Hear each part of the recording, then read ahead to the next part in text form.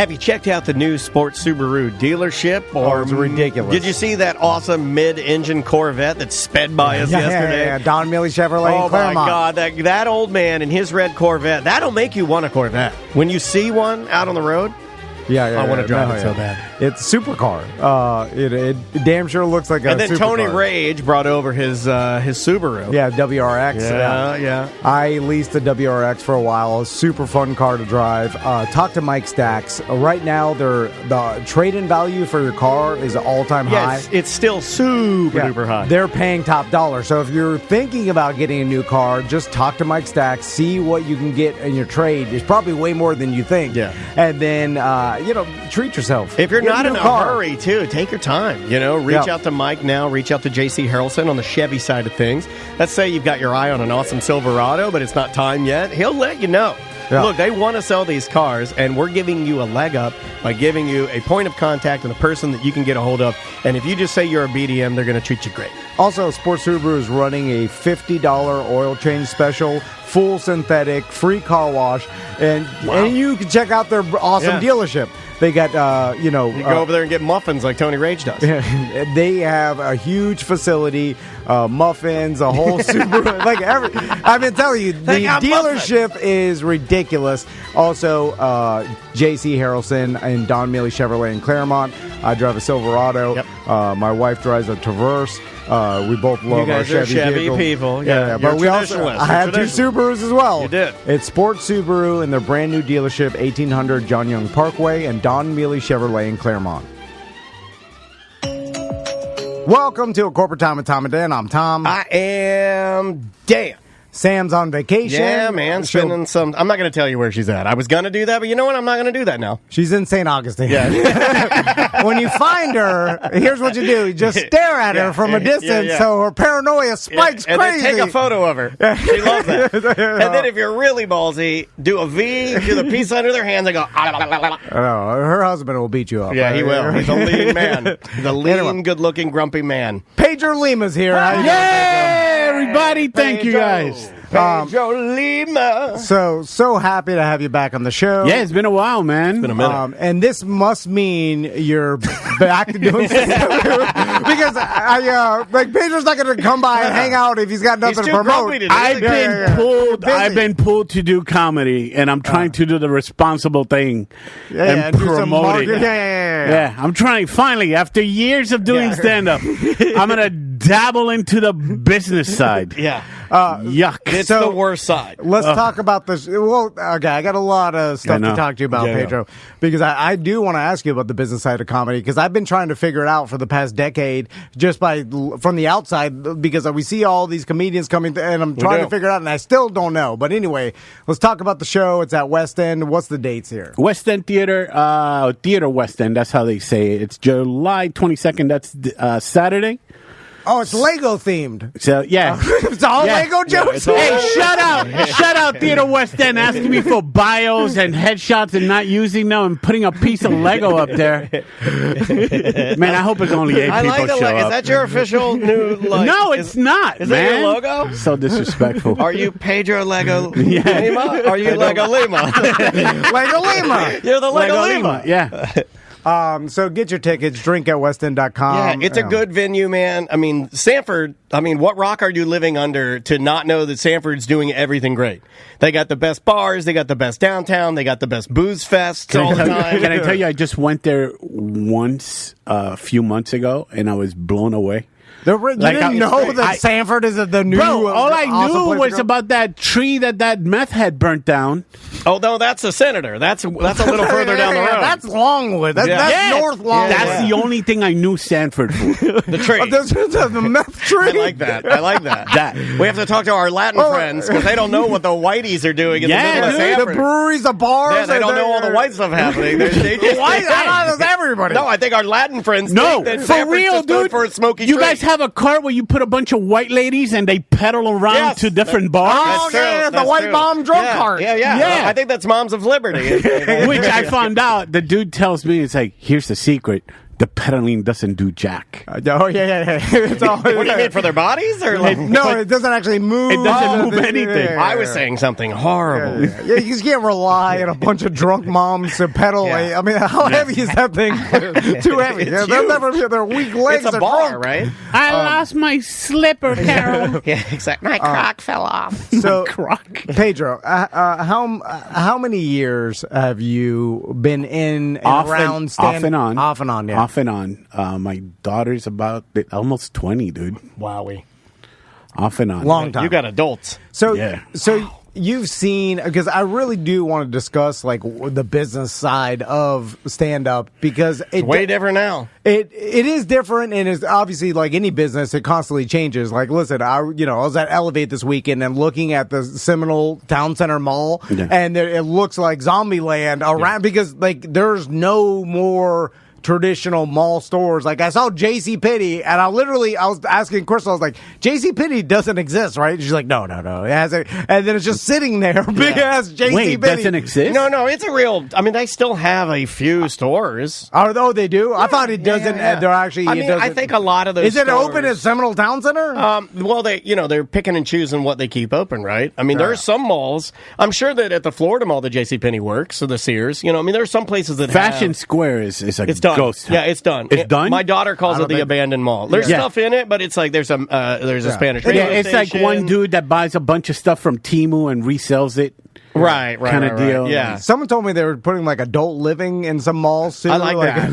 Like making I like into that. There are people like to residents. walk around that area. That's a smart idea. Like old people love malls anyway. But there's nothing to see if they're walking around. Well, I mean, like they see their stores. friends. They can walk by their friends' houses and wave Anyway, and walk their dogs. I it's gonna smell like pee-pee in the mall. Oh my god! Can you imagine how bad the assisted living mall will smell? I digress. But anyway, business changes. So it's not the same as it was when you started. But the basic aspect of how to become successful being a stand-up, I don't really even know what the path is. Besides, like, yeah, I see that you start touring, and then once you get in good with a particular brand, like the Improv or a Bonkers or something, then you get a booking agent. They get you in those consistently, and then you're like building up. But that seems like an old way to do it. There's different paths to it. So now a lot of people are doing is, hey, let me be TikTok famous get and they're getting booked because they can bring the crowd. All the club cares is, can you bring people? Yeah. You know what I mean? That's the business for the clubs. The clubs that wants to sell the drinks and the food, right? Because they're a restaurant bar that has a performer, and the performer gets the ticket cost, right? Which I get. Yeah, 100%. A lot of comics hate that because they're like, "Oh, this guy doesn't deserve it" and stuff like that. It's like, then beat that. Yeah. You know what I mean? Oh yeah. So you take that. You're not a hater on it. You're just like, well, sorry, it's not for me. Yeah, deserving. No one deserves anything. You deserve what you have built, and so it's like if you can.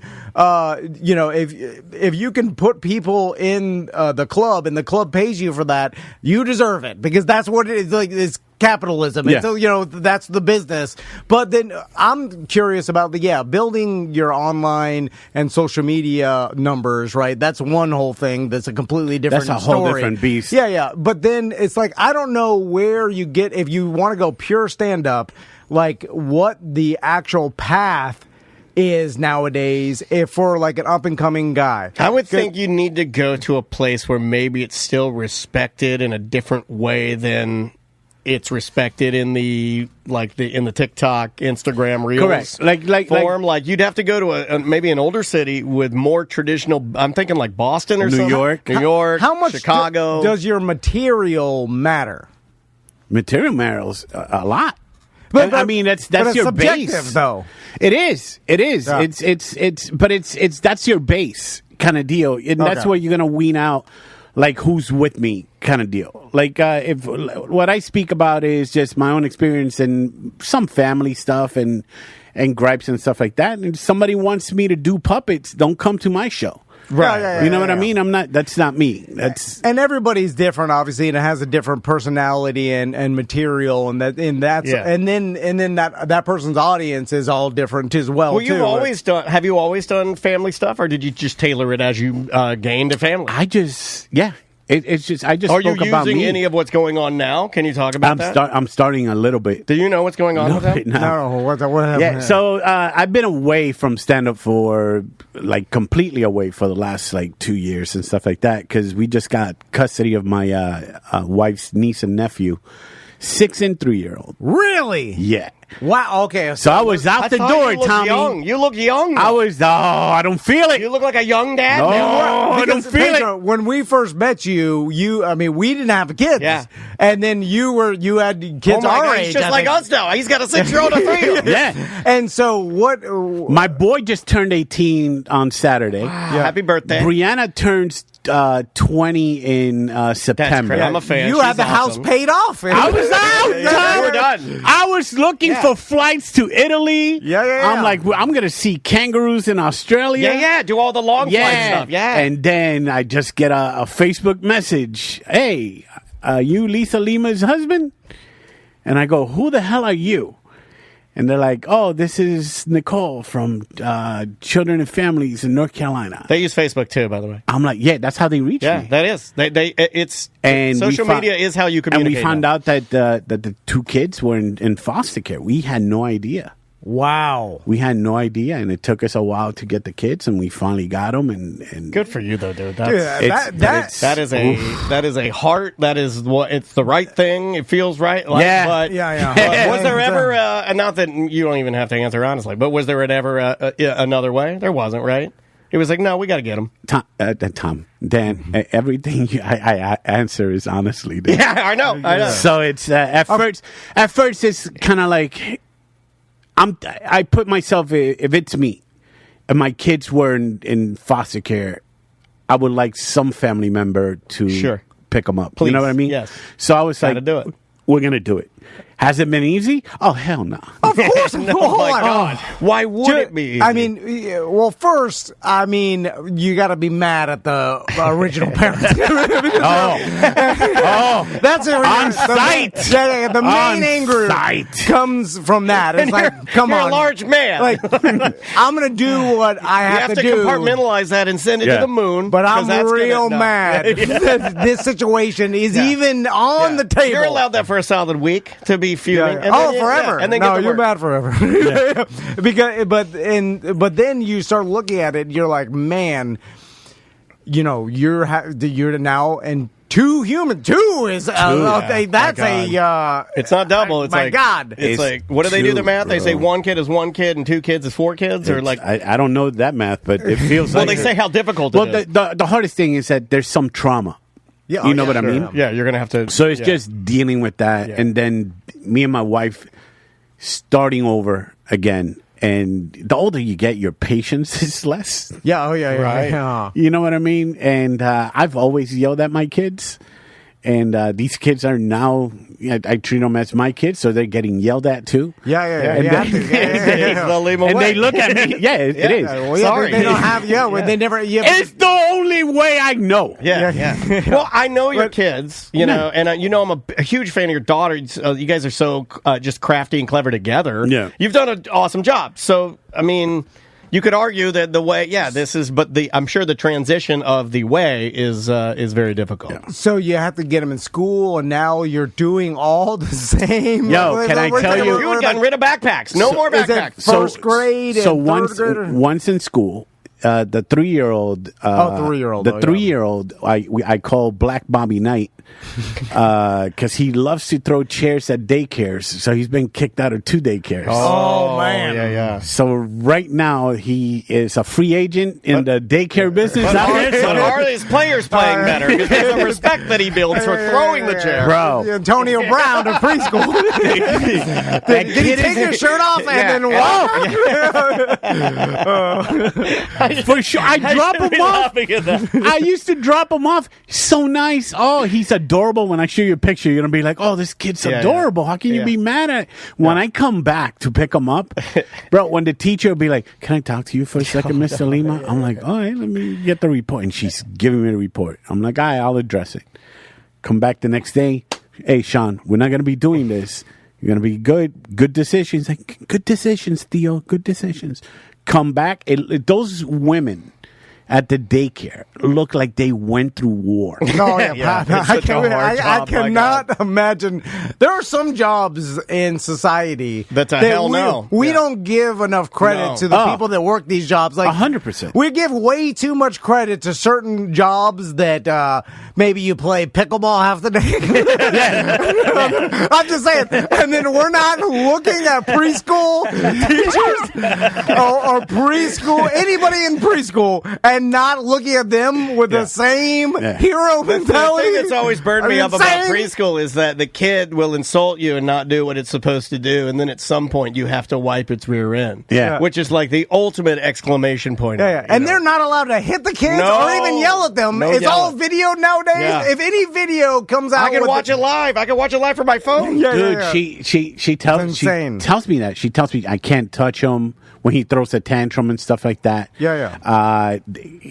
Apparently him and this other kid were like the biggest troublemakers at the daycare before he got the old boot. I didn't even know that was an option. Yeah, dude. I didn't even know that they could boot the kids out. I've been finding things out that you can get booted from a lot of things. Did you know that you can get booted from your dog, can get booted from a doggy daycare?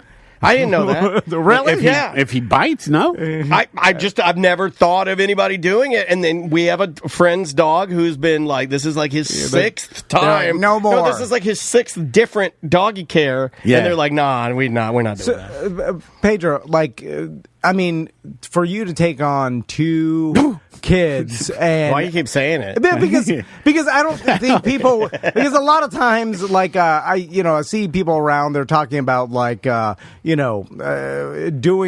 they need help, they put a GoFundMe for something they're doing, whatever, like, right. And then it's like, and then you have people like Pedro in our society that there's two family members, kids that live in a different state that are a horrible situation, that are now in foster care, and then you're like, I have to now take care of them, and now I'm taking the responsibility. There is no giving them back, or like saying like, I can't do it anymore. It's stressful. Yeah. It's just you have to make you mind, and we're doing this, and this is what we're doing. Now, I've done that joke so many times about returning them to my wife that she had to be like, I know you're joking, but you need to stop.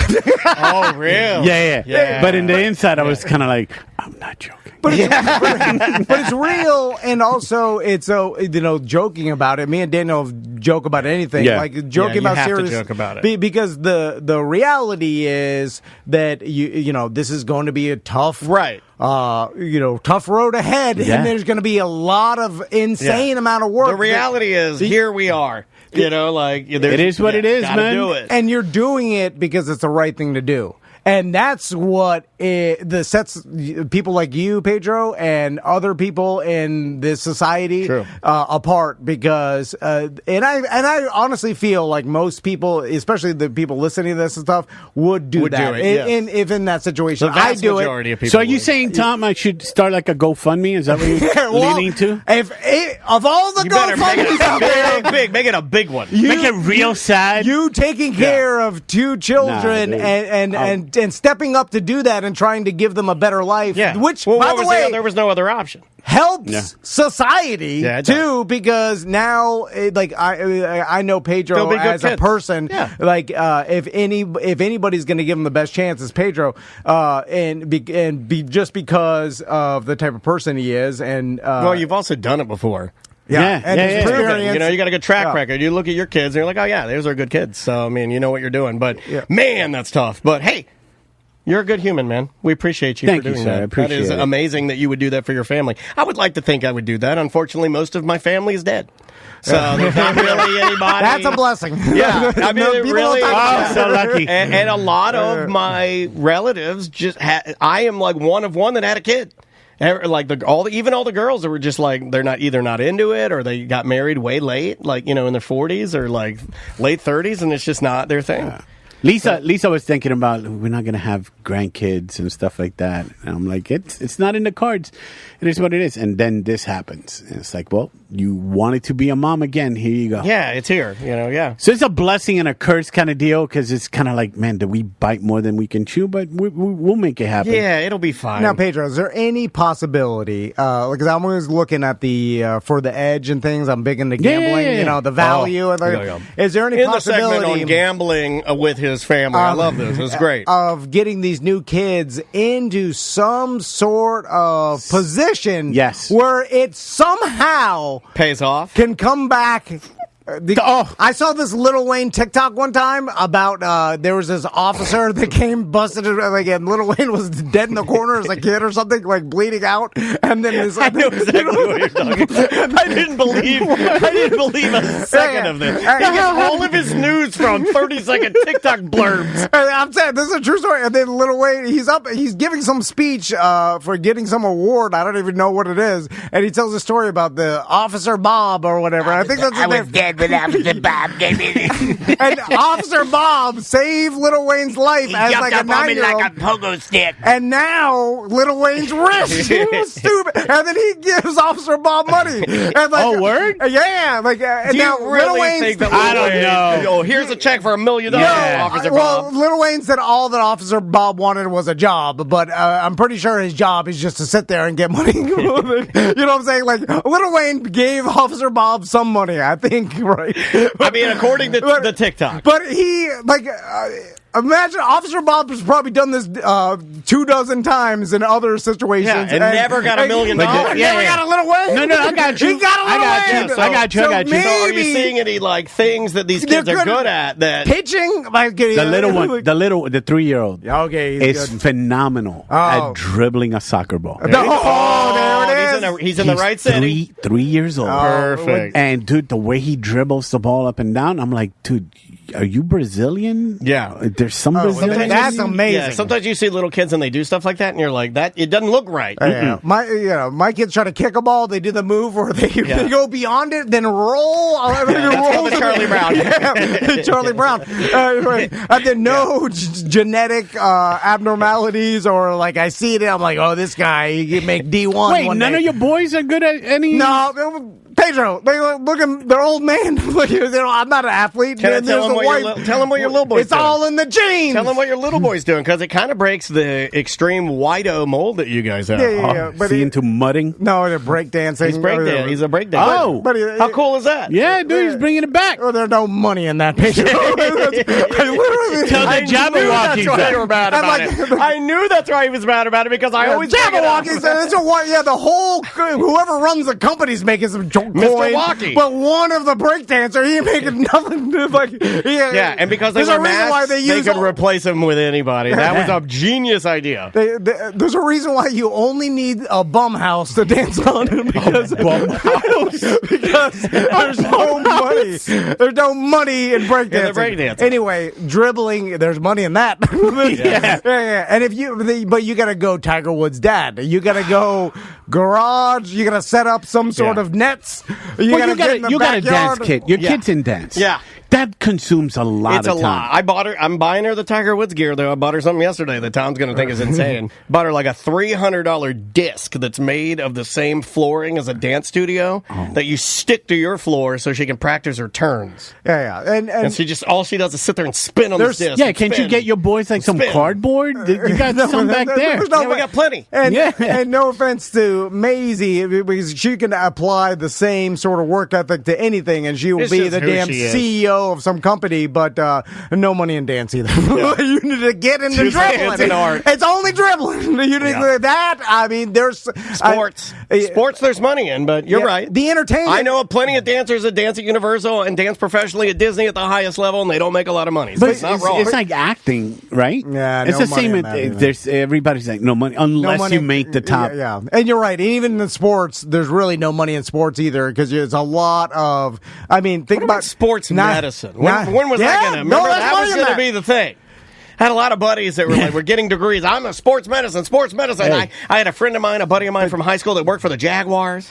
What happened? Sports medicine. Really? You're a sports medicine guy? Are you? I went a couple semesters sports medicine, then I'm like, I got to get out of school. Well, because people look at life the wrong. I'm going to try to tell my sons this. They'll never listen because they don't listen to me. You need to get into businesses that no one wants to be in.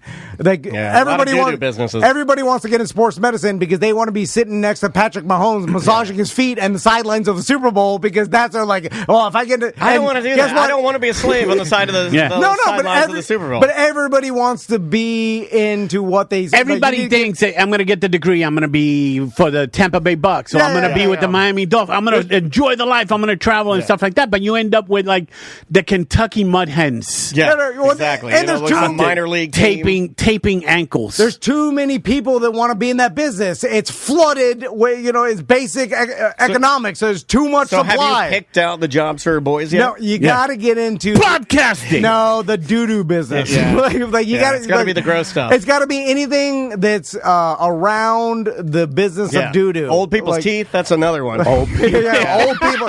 Yeah, like dirty mouths. Like if you retirement homes. Yeah. Like if you get into retirement homes, doo-doo. Yeah. Septic cleaners. Septic. You start a septic caskets. Business? I'm not joking. You will have casket makers. You will have a center console boat with 4 motors that says doo-doo business. You get like there are some guys that got into like landscaping and they got like gigantic commercial accounts. Guys. I used to work with a guy that like just did landscaping and he got the bigger like commercial accounts and then he used that to prop up his other business, which was like custom choppers, and he was a freaking mega millionaire. It was crazy. Like everybody. So make them do lawn. Landscaping. That seems they're like too white. That is, like bro. That is. They're bright white. They're bright. They're like I tried to teach computer paper white. I tried to teach them Spanish and they didn't never learn. By the way, that doesn't help their skin against the sun. Do you want to tell Pedro about your immersion?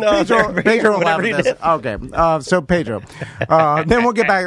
Pedro will be at the West End. The 22nd? Theater West End, July 22nd. Get your tickets. You can get the tickets at nahdude.com. There you go. Nahdude.com. And subscribe to his podcast while you're at it. NAHDOOD.com. There you go. By the way, all my other Spanish friends laughed at me as well when I told them this whole plan, but we were convinced. I'm going to try to balance it out by saying that I did think at the time it was a good idea, but now that you think about it. As he started telling me more and more about it, I was like, I think this sounds terrible. Well, we don't understand how language works, obviously. But Lord. Anyway, so, when the kids were born in the first 4 years of life, they had a nanny that was a Colombian and she spoke only Spanish. She was lovely. She spoke only Spanish. She was a super nice lady. Beautiful she works woman. with Mo now, Mo DeWitt. And the nanny's with Mo? Yeah. So she went from middle class to steak and successful rich. I'm not watching those kids. Yeah, mega rich. Well, the boys aged out of it because once they started going to preschool, there's no need for home care. Once they got pubes, no more Put them nanny. next to a Colombian. Colombian. Exactly. So she's beautiful. When they were she was with them when we were at work and only spoke Spanish to them, and they understood Spanish at the young age, right? She only spoke Spanish to them. So in our minds, I was like, well, let's get them into a Spanish immersion program in elementary school because they give them a leg up on everybody else. Yeah, because they're bilingual by the time they're 4 years old. Yeah, maybe that. So we looked around. We found a school that has Spanish. They basically teach half the day in English, half the day in Spanish. The same curriculum though. It's not like a Spanish class. It's just they teach the other half of the day in just Spanish. Okay. So that you're thinking that the kids can absorb it. And I was like, oh yeah, that's good. I sat down in a meeting with the teacher. Did they do half the meeting? No, I don't know Spanish. I use a Google Translate app. Sounds good to me. I'm like, all right. And then that sounds like authentic Spaniards. When do they start making quesadillas? And then I felt like the most progressive whitey around. You're Jenny McCarthy. Yeah, you're autism. Yeah, you're thinking that. I'm like, no vaccine, Spanish. He's telling me. So I'm bragging. I'm telling Daniel how much better I am. Oh, he's trying to talk to you to put Macy in Spanish class? He's telling him how much better I am. Yeah, he's like, I'm like, look how good I am. Tommy and Max are in the immersion program. They will be Steve Jobs while your dancing daughter will die at Disney in Orlando. And she'll dance herself to death like every other, equities, actor here in town. Every other parent I talk to, all my friends, I'm like, oh, your kids go to regular school? Yeah. My kid goes to half Spanish, half dual English. Language immersion. It's dual language immersion. Oh, yeah. I said immersion. I'm like, immersion. And then I'm like, I can't even say it. And then I'm like, they learn Spanish, English, and then I'd be like, what are they doing? He'd be like, I don't know, but they're immersed. So then every once in a while, like my buddy Fernando would come stay at the house, and then I'm like, talk to, and my sons were like, watch this, go get your sombreros, boy. Watch this. Come back. All right, draw your mustache. And then they were like 5, 6 years old. Si, senor. And then I'm like, watch it. Say anything you want to them in Spanish. Say anything. Say anything. Well, we're drinking. And then my buddy Fernando would speak to the Spanish, and they just look confused. I'm like, he's not doing it for you. I swear they can do it. Let him calm down. Yeah. I'm like, he's only, wait, Max is wearing Tommy sombrero. I'm like, you're speaking Miami Spanish, so they don't understand. They only know your junkyard mumbo jumbo. They know true Spaniard Spanish. If Ponce de Leon were here speaking to them, they would know everything. They would know Fountain of Youth. Yeah. So then little things start happening where I just start testing them. I'm like, say book in Spanish. This is all true. Pedro, this is all true. Table. This is all true. By the way, how long did this go on for? Oh, years. Wait, the kids are playing. They're minding their own business. Yeah. You just walk into the living room and you just shot. Hey, he'd be like, pop quiz, hot shot. Books. Yeah. Because then I realized I was how safe refrigerator. Yeah, he would pop out of like anything and be like Spanish. I've been bragging about this for years. I've been shoving it down my friend's throat, telling Daniel how much better I was. He wasn't that bad with me because I think he knew that I was onto it a little bit. And then I'm like, say house in Spanish. And they'll be like, I don't know. I'm like, what? A house. I know house. Blue. And they knew blue. And then I'm like, all right, you know blue.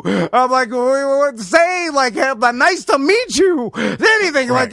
Or my name is. Yeah. Say, like. How old were the kids when you were interrogating them like this? This is like this is like 6 and 7. Yeah, this is like 2 years ago. And then they were in this program for a decade. And then I'm like, well, what do you do when half of the day the teacher's teaching the class of Spanish? They're like, I just look at the wall. So they look at the wall. For years they've been looking at the wall. So then you start freaking out because you're like, oh, well, then what? You guys have been coughing up money. No, it's public school. It's public school.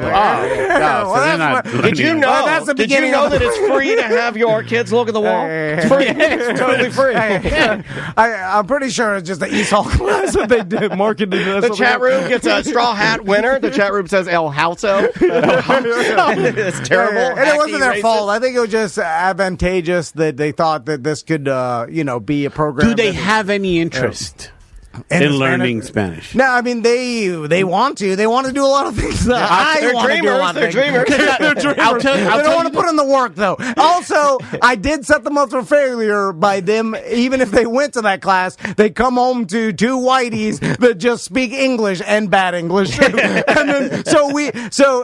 then I talked to my friends, and Pedro, all my friends' kids that know Spanish, their parents speak Spanish to them at home, and they raise them with speaking to them in English and Spanish so that they constantly learn Spanish. See, that's the mistake I made. Something you didn't teach your kids Spanish? My kids, and they have no interest in learning Spanish. But do they know a little bit? They can, now they are a little bit. But I grew up even when I lived in Puerto Rico speaking English. Yeah. I know for a fact that if I were Spanish, I would not teach Maisie Spanish. I feel it in my bones. I'm too lazy to do it. I know I am. But you just, I know I am. I just want whatever language I'm thinking of. That's the one I'm shooting out. And there's times that I'm talking to you guys, I'm thinking in Spanish. But I want and I got to Spanish stop myself so bad. because otherwise the Spanish word's going to come out. My wife and daughter, they do Duolingo at night because they're nerds and weirdos. okay. And my wife is trying to teach herself Spanish. What? You got to put in the work. Yeah, they're putting in the work to do it, and then they ask me to do it as a family, and I'm not going to do it. I'm not going to sit there. If you can shoot. If you can shoot 100 usable words into my brain via a pill or a chip, I'll take it. But I'm not going to. Oh, you want that Bradley Cooper pill? Yes, I'm limitless. I'm not going to do the Matrix. 8 weeks. You just download. Every night they sit with their little phones, like answering questions. I'm not doing that. Yeah, I did that when I went to Italy. Did it work? No. We're too old to learn, right? Google Translate? Oh, dude, I had to depend on my phone to tell this guy, hey, I have no money on me right now.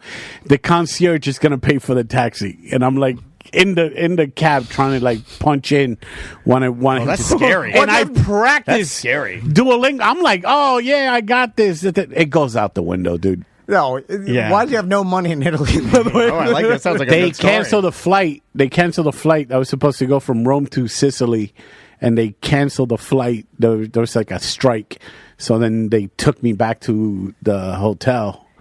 I took a cab back to the hotel, but I had no money. I had nothing to give them. I wasn't going to put it on my card because then the conversion rate. They screw you with that. Hold on.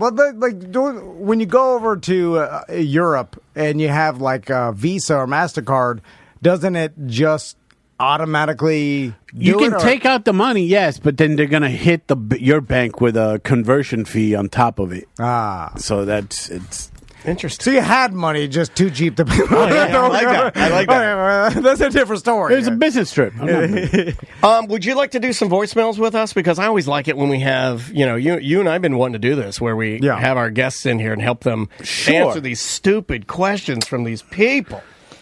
All right, let's jump in here. And again, we'd like to tell you that it's the 22nd at the theater in West End. Yes, you can see Pedro Lima. And who else? Do you know who else? I got Kermit Gonzalez on the show, and I got Danny Davenport, my two guys from the podcast Now Dude, on the show. So, and I got a special guest coming through that I'm not saying the name just in case he doesn't show up. There you go. One more back to stand-up business. Yeah. We're back to that. Yeah, we bounce all around. I had a point to the whole question to begin with. So, like, where does someone take that next step up, and how does that happen? For instance, we've been around long enough where. So you want to know from inception? You start doing open mics. Well, not even that. I'm talking about like once you're touring, like guys like Nate Bargatze, right? Uh-huh. So he came in here. Before we knew, we literally got him right before. He blew up. That first special went crazy. He had released it. We got him. You could tell he didn't need to be here. He's tired. But he was still doing the tour, so and then he was finishing it out. And then even like Nikki Glazer and stuff like we got her. Other comedians that are like we saw at the cusp of that next step, which I imagine goes from making a couple $100,000 a year to now millions, which I want to ask you about too. Yeah. But let me open my bank account, show you my millions. Well, I'm talking about like with the comedians that tour around every single weekend to every improv or whatever. I think I've gathered that they're making a couple $100K doing that tour at least. Is that correct? Like how much Marlon Wayans are the guys like that? Yeah, those guys, but those guys have a contract. So it's not like they're getting paid. They have an agreed fee that they're going to get paid for this show that they do in Tampa, the one they do in Orlando, So each venue, they're going to pay a set amount. Like, guys on the road are depending on whatever the budget is out there. Yeah. Of course. So it's a big difference from a main name to I don't want to say open micers, but road comics, kind of deal. But let's say, like, even the guys, like, not the Marlon Wayans. I'm trying to think of a comedian that just really has not really a bunch of movie credits, but more just a touring stand-up. Like, let's say, do you know what's crazy? DC Curry. Like DC Curry's been doing it for a while. Yeah, no, 40 years of stand-up, I want to say. He's making like $250,000 just in club dates a year. Well, not club dates, but they also do private gigs. They do corporate. The big money is on the corporate events and stuff like that. The one that blew my mind is this kid Matt Rife. Oh yeah. I was going to mention that. Everybody's hating on him for just being good looking. That dude is a mermaid of a man. But he blew up he's also really funny, I think. Dude, he's funny. I don't understand. Like, I hate that when people are like, you're just going to see him because he's hot. I'm like, that's not true, man. Can I tell you something? The crowds there was... But they're beautiful. I thought it was a bachelor party. I thought it was like the... sorry. Oh, no, you're good. I got you. I thought it was like Dancing Bear kind of things. Like huge female hot chicks. You know, Tom, it did. That's an excellent reference. It did have the Dancing Bear vibe. It absolutely had the, like, if there had been whipped cream in that room. That'll bring dudes. Yeah. No. They couldn't get the tickets. No. The girls were there was an Argentinian girl that went there with a falsified ticket trying to get into the Improv. Because they just want to see him. That's impressive. She was smoking, too. Yeah, they all were. I mean, like, every girl on my timeline that said they were going to that show was like 20 years younger than me and a 10. Bro, Kermit was hosting that week. A married man. And I just went. I was like, dude, that's a smoke show out there. Yeah, that's like, a lot. There's a couple girls from, but for the most part, it was crazy. And good for him. But his comedy is not necessarily for that demographic, right? I don't know. I'm not. The first time I ever heard of it. Can I be honest? People are like, "Oh, Matt Rife." I'm like, I don't know. It's not. Can I be honest? That dude is so good looking. I don't even think those girls heard anything he was talking about. They just lost in his eyes. He's been doing comedy a decent time too. Yeah, he was in Wild 'N Out and stuff like that when he was younger. Yeah. So it is weird, and I think you're right. I don't think they cared. I think they just wanted to show up in the same regard, and you don't get it as much. Because outwardly, I think you'd get more hate if you were that way. But there are a lot of guys that go to see, like, Nikki Glaser because she's very attractive, I think. Yeah. You know, I mean, or April Macy, maybe. Oh, when this chick But not like Matt. I mean, Matt's he's the Amy, unicorn. what's her name? Schumer.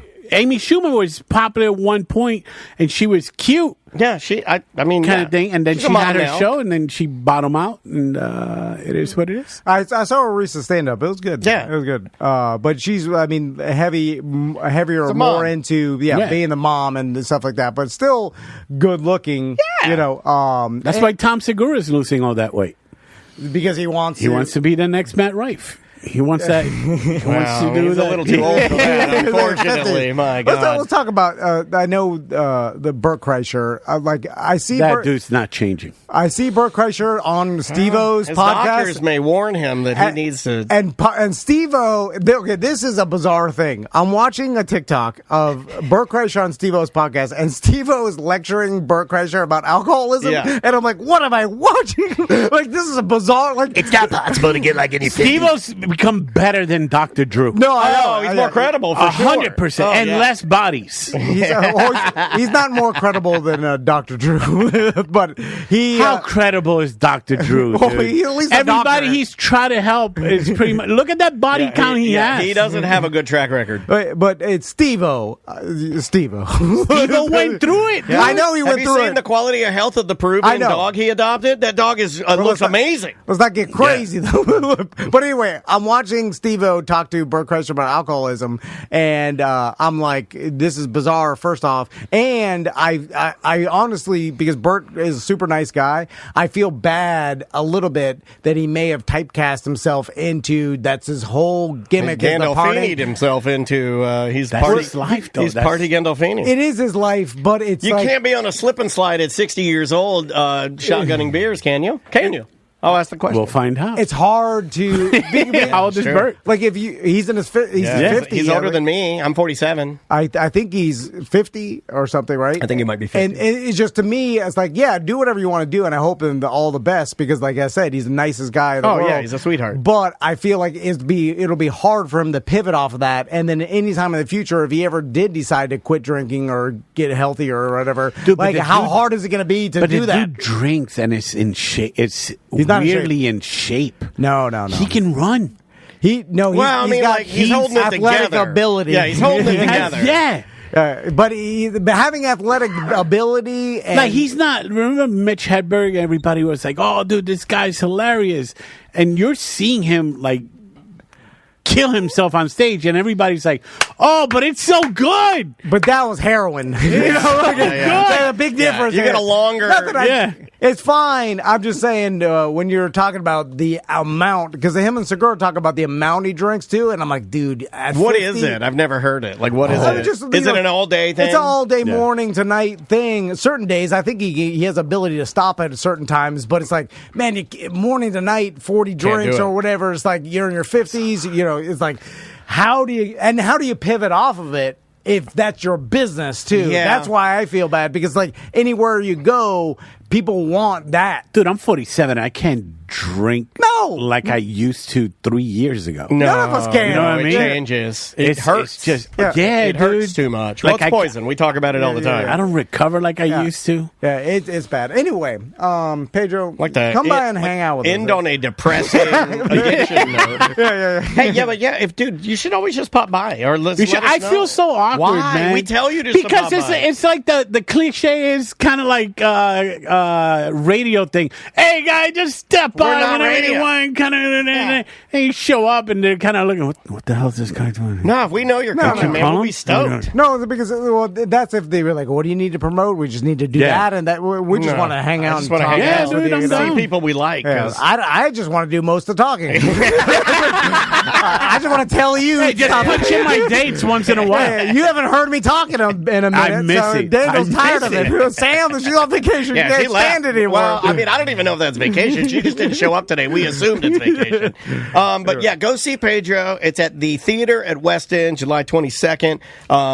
You can check the website to get your tickets at Nahdood.com. NAHDOOD.com, or go to Theater West End, get the tickets there. It's the picture with the logo thing, since they don't put my picture up there. Thank you. There you go. Click on the Lego. And good job on being a good dude. You're a good human. We appreciate you and love you. Guys, we will take a quick break and come right back.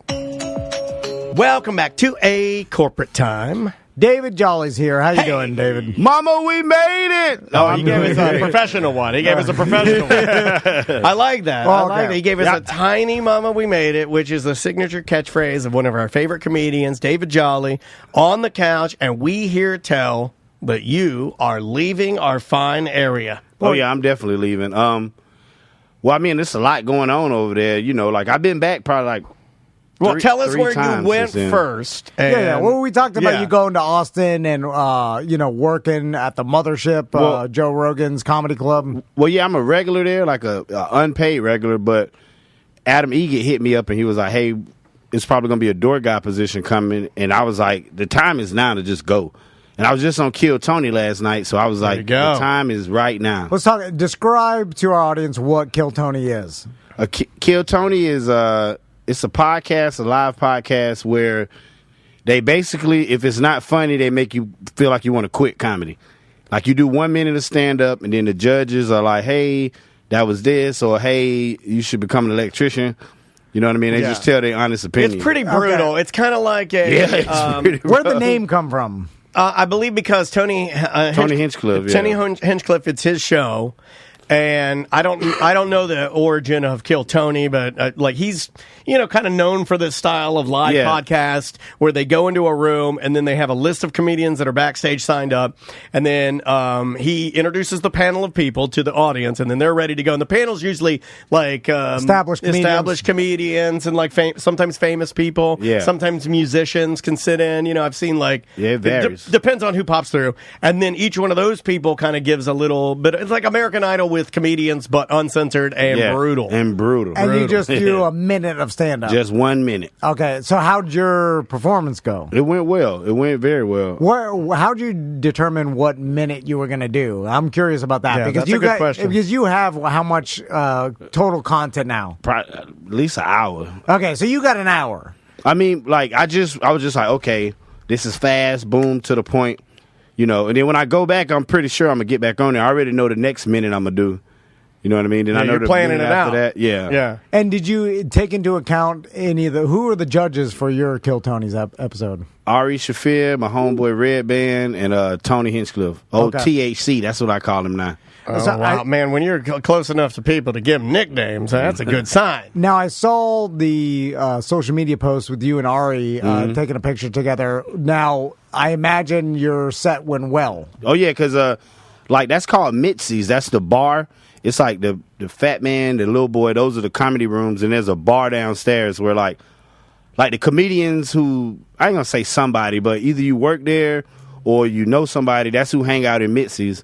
And like me, you know Miguel Colon? Y'all know Miguel, right? Yeah, Miguel came into town and all of us was sitting in there and Ari came over to me and was like, hey man, good set. And I was like, that's pretty cool. And he was just chilling and I was like, you know you Ari Shaffir, right? Like, what is going on right now? This is really happening. It was tripping you out. Was that one of the first...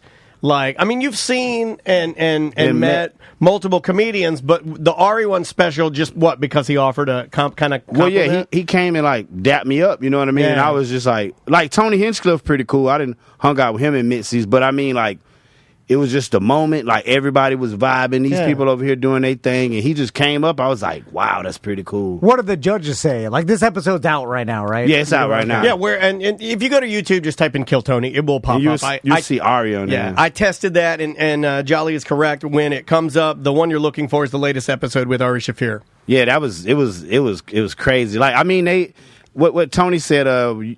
He said something. I forgot what he said. I remembered it. He was like, well, you're definitely going to be popular on Kill Tony, or you probably going to become a regular. Like Cam was telling me he was going to let me challenge the dude, Hans Kim, that night for a regular position. You know what I mean? To become a regular. Yeah. So I guess next time when I go back, I'll probably challenge him. And yeah, like apparently. What's the challenging process? Well, you go. I've seen guys and they go up against each other because there are regulars that once you're established, they'll just bring you out and let you just do some on the Kill Tony show. Yeah. Okay. And then I'm a probably go head to head, but I'm gonna definitely smoke him. So I like that confidence. See, they don't have did they give you any critiques? Not really. They were just saying it was good. It was nice. You could tell you've been doing it for a while. Basically just that. And I was real turned up. I was slapping hands with the guests. Yeah. Were you nervous at all? Like, nah. Or no? So I mean, you're ready, man. Like, I get nervous. I don't care what it is. It could be an open mic or whatever, all the way up until I get on the stage. And then it's just like, well, we here now, you know. It's just like a mind thing. It's always in your mind. Like, if people don't get nervous doing something as far as, like, performance-wise, I don't think you're too serious about it. You know what I mean? Like, every time. I could be doing an open mic. I look at everything on the same level. You know, I don't look at it like, oh, well, it's just this. Yeah. I try to keep my performance to the same level. You know what I mean? Like, even if it's a free show, if it's a paid show, like, it don't matter. I just want to go out there prepared. But once I got the mic in my hand, I was like, oh, I'm home now. Now, did you see any other comedians maybe you didn't get to talk to? Did you see Rogan at all or anybody around there? I haven't seen Rogan yet. Usually, I mean, because a lot of the times, I figured he'd have his own parking space, right? Well, like where he could like drive, like I would. He's a cool dude. You probably can't though, go out in the public anymore just so you get hounded. More than likely, because I mean, when you like Austin, literally has at least 300 comedians, from the open mic level to like people who touring comedians. You might see like Dave Chappelle popped in there the other day.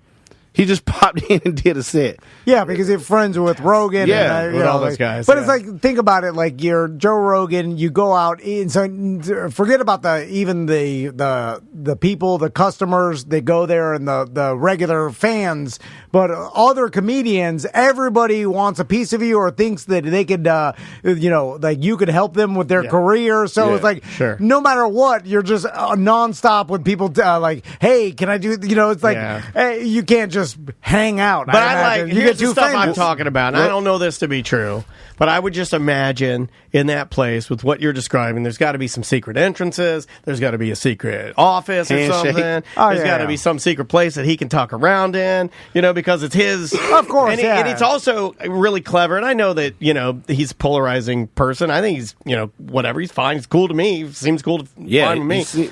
I think he's genius for making it almost like it's almost like a tourist destination now, like where I think even our buddy Jimmy when he went out to Austin, he was like, "Got to go by the mothership." Like people look at it. There's so much social media marketing. Oh, yeah. It's like a Disney World for comedy though, because it's getting a lot of the everybody. It's getting everybody. So everybody, and it's in the middle of the state, and the people look at it and they're like, "I'd like to go there." It's the comedy store of the East. Sure, you know. But so let's talk about you, Jolly. So when are you making the move?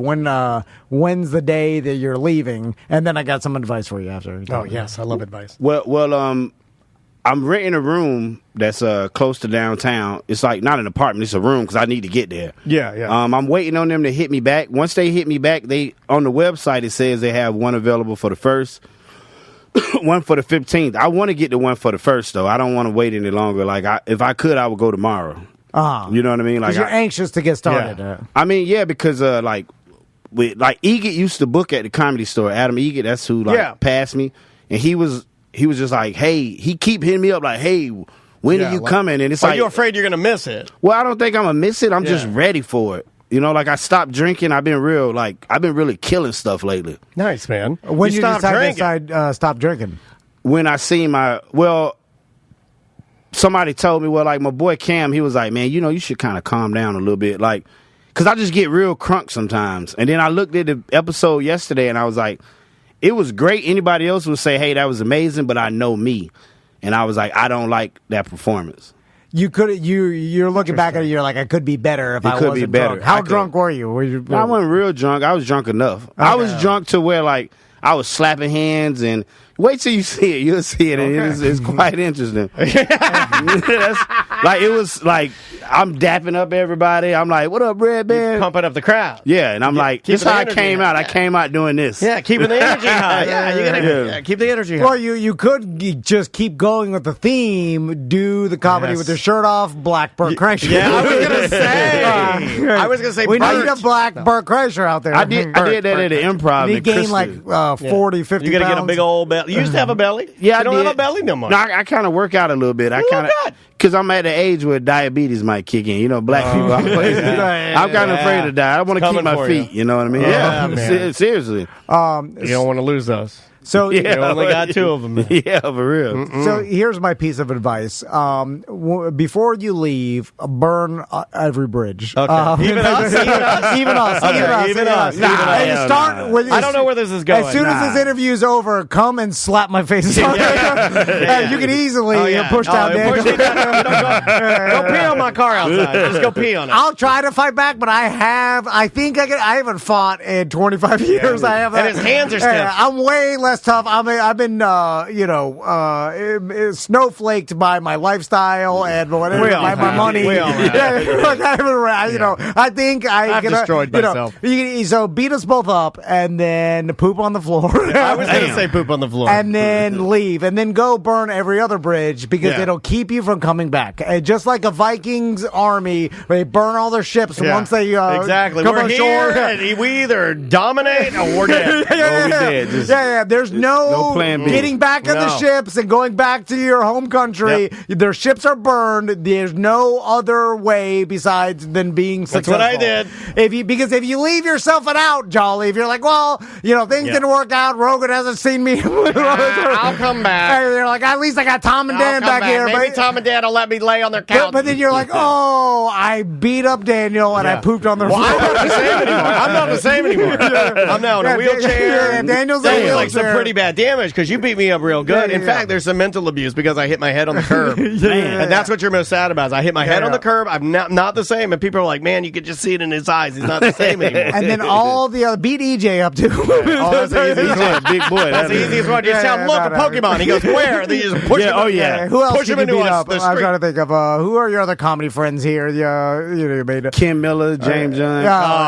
Easy. Go to James Young's show. Turn over his desk. The lowdown. His fan. Flip over all the chairs on the lowdown. Oh, that would be bad. Anyway, I'm just saying. We want you to make it, and the best way that we can figure out to secure that is for you to have no place else, no other option. You just got to do it out there. Yeah. I would think not that I'm surprised because you're talented, Jolly, but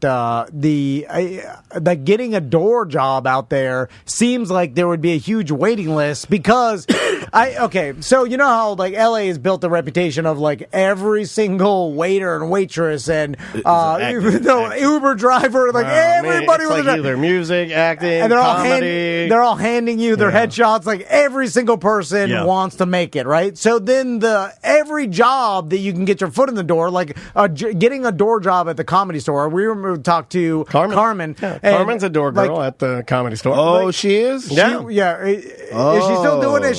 I don't know if she's still doing it. She might be a paid regular by now. I don't know, but I know that here's what I know. She's not on the bottom of the list anymore. Yeah. She's in the middle of the list, closer to the top. Yeah. I know that because she posted the list. But that's the way of success in the entertainment industry. She grinds it out. Get your foot in the door. Just be seen, I would imagine. Like being there and just being participatory, right? Like you did kill Tony, you're hanging around, spending money in the bar, Well, I mean, it's like this. It's like at first when I first went out there, I thought when Egan told me I passed, I was like, yeah. But it's an unpaid regular spot. Yeah. Then you become a door guy. Then you become a paid regular. Yeah, you got to work your way up. I'm no motivational speaker, but I will tell people reality. And the reality, I 100% believe this, and I tell my kids all the time, they don't listen, but if they want to get into any industry, I will tell them, whatever you want to get into, even if it seems ridiculously hard, right? Like becoming a successful stand-up comedian is insanely hard or whatever. Yeah. Or that you want to work at a football, like I want to work around the Miami Dolphins. Here, whatever it is, show up to the place and figure out any way, even if you're a janitor, whatever, to get your foot get into that building, right? Get around the people you want to be around. And once you're in there, don't be annoying. Work your ass off every day. Always show up. And eventually you'll have an opportunity. Yeah. Oh, yeah. And there will never not be an opportunity. I did that. Yeah, and then because you sit there and be patient. Because it doesn't happen fast. No. And sometimes you'll be frustrated, whatever. If you keep doing it, eventually someone's going to fall out. Someone's going to get fired. True. There will be an opportunity, and then someone in charge will look around and then see Jolly and be like, hey, that dude's always here. And I've seen some sets of it. Hey, Jolly, come here. You got this job now. And that's real. I've seen it happen, and that's how it happens. I've done it. And as long, and I really feel like that's a tried and true way to be successful at anything. And if you are not successful that way, I can only blame you because you know what I'm saying? Then you weren't good enough, or you didn't show up enough, or you didn't take the opportunity. Even if it's like, hey, can you do this? And we're not going to pay you, but just take it. Yeah, say yes to everything. Well, a lot of people don't like doing that. I think there's a clip of Tom Segura right now talking about that. It might be on TikTok, where he's talking about how he has contemporaries in comedy right now that, like, he would just take everything. They'd be like, hey, you want to do this? It's at this thing, but hey, it's not paid. He'd be like, yeah, I'll do it. But then he'd have other guys that would say, no, I've got this job. I'm not going to take those gigs. Those are the ones I don't want to do. I'll just work my job and then get the money. Unfortunately, you fast forward 5 years later, Tom's done all the reps. Yep. Tom's done all the bad gigs, but he raised himself up, and his comedy got better because he was doing the heavy lifting, whereas the other people were kind of playing it safe. So I think what you're doing and pushing yourself out there and saying, nope, got to get out there now, I think that's good because I'm an anxiety guy. You know that. Yeah. And I feed off of that, and I'm like, nope, you got to go now. It's time. But then you got to do it. Also, Jolly, how mad would you be at yourself if you didn't go out there, and then time will pass. Just like we're all getting up here in age, and a couple of years goes by fast. Oh, right? Yeah, real fast. I'm just seeing all of a sudden. I mean, it's GD almost Halloween. You know what I'm saying? The year's almost over. The skeletons are out. Exactly. And you start looking at it, and you're like, and so there's always an excuse not to do it. But then it's like if you stayed here, and you're like, I'll go eventually. Like something else will come up. Then you get some girl pregnant. You're like, I got to deal with that. Well, that's the thing is you can't make mistakes. Wouldn't you rather make the mistakes out there? I would rather, I mean, that's just me, though. I mean, like, from going out there the couple times I've been, it's like, every time I go, it's like, okay, I got to find something here, and that's when I found out about the Austin Room for Rent, and I was like, okay, I got to do this right now. I got to do it right now. There's no next day, because, I mean, like, what Ross said a while back, like, you get jaded by, like, Orlando comedy Orlando comics. It's cliques over here. Yeah, I've heard that. It's real bad. I'm sure there are in Austin, but at least now they're not for you because you're in an established area with people that are like-minded. Yeah, so it's a little bit different. Like if you good, the good thing I like about Austin is like when I first got there, I got a lot of love, and I got like this comedy club, and there's people talking about this, and it's like one big community because it's not like here where it's one club, so everybody mad if they don't host for the weekend or this person getting more work than this person. Well, it's a bigger city. I mean, just to be honest. Yeah, it's like literally 8 clubs in one area, you know. So it's like it's different. So nobody has to feel like they being held back or you got to talk, like kiss butt to this person here. You don't have to do all of that. You just got to be funny. And that's what I love about Austin. You'll go right to the top as long as you're funny. Yeah, well, there's also politics. Wait until you get into it. Yeah. I'm pretty sure that's what I'm saying. They're there, but like lucky for you, and some of my best memories are when you don't.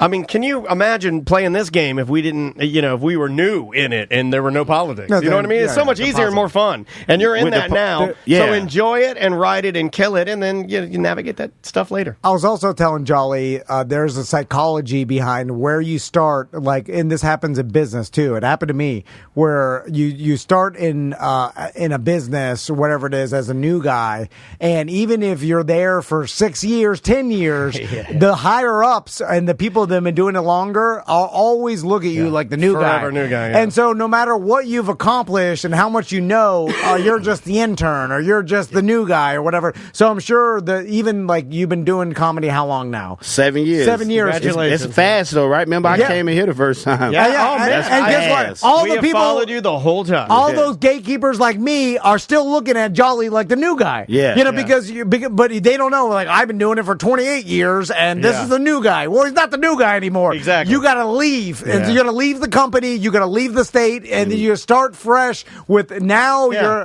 the 7-year veteran comedian at a different place, and that's how they know you. And so, and then you leave again. Like sometimes it's good to leave wherever you're at, jobs, anything, just so you don't have the psychology of being the new guy. Because if you were the new guy, new girl, it's almost like accidental stagnation. Yeah, exactly. It's almost like you could still be doing just fine, going up on Orlando stages and killing it. You can do more. You don't want to stay complacent in the same place. You hit a ceiling here. That's really good, too. You definitely hit a ceiling in Orlando. You are a motivational speaker, dude. That was actually pretty decent. That was nice. That was the good, right? I felt it right here. Yeah, I did, too. No, but, dude, at iHeart, I was always the intern in the Bears. Oh, that's what I was hearing when you were saying that. I heard the whole thing. And I know I know it for a fact. Yeah. Because I've talked to the head of the head. And they always just looked at me like the intern or whatever, even though 10 years, it's like I should have left way earlier than that. Especially in radio, jump to a different station.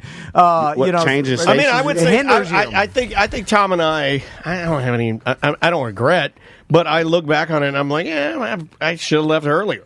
Well, I mean, maybe it was just perfect timing because, I mean, if you this wasn't earlier, an option. I mean, we wouldn't. I mean, but I'm just saying when I look at it, I was like, I would have liked to have done this a little younger. I think we stepped out at the right time because think about a little bit too early. It wouldn't have, because think about when we were just talking about the Hideout. The Hideout was a podcast. I'd like to be younger. I heard of that before. They were a radio show, but they were a podcast before a podcast. They had the Tony B was telling me about that. They had the engagement of a podcast and the community, but it was before their time. Yeah, like I don't even know if it was podcast. Like, I mean, it may people not would call into the show, right? Wouldn't they call into the show or something like that?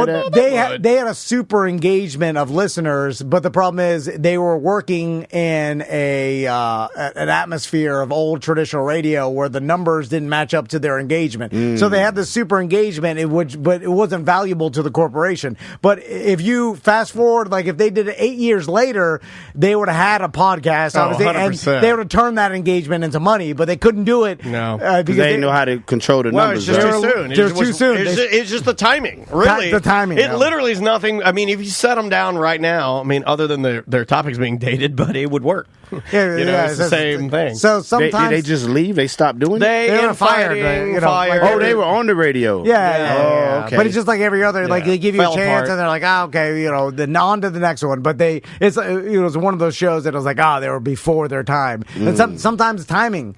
makes a huge difference. And I feel like you feel that, and that's why you're time like, go now. Can I ask you a personal question? I don't want you to get mad at me because you know how much we love you. Yeah, for What sure. about your girl?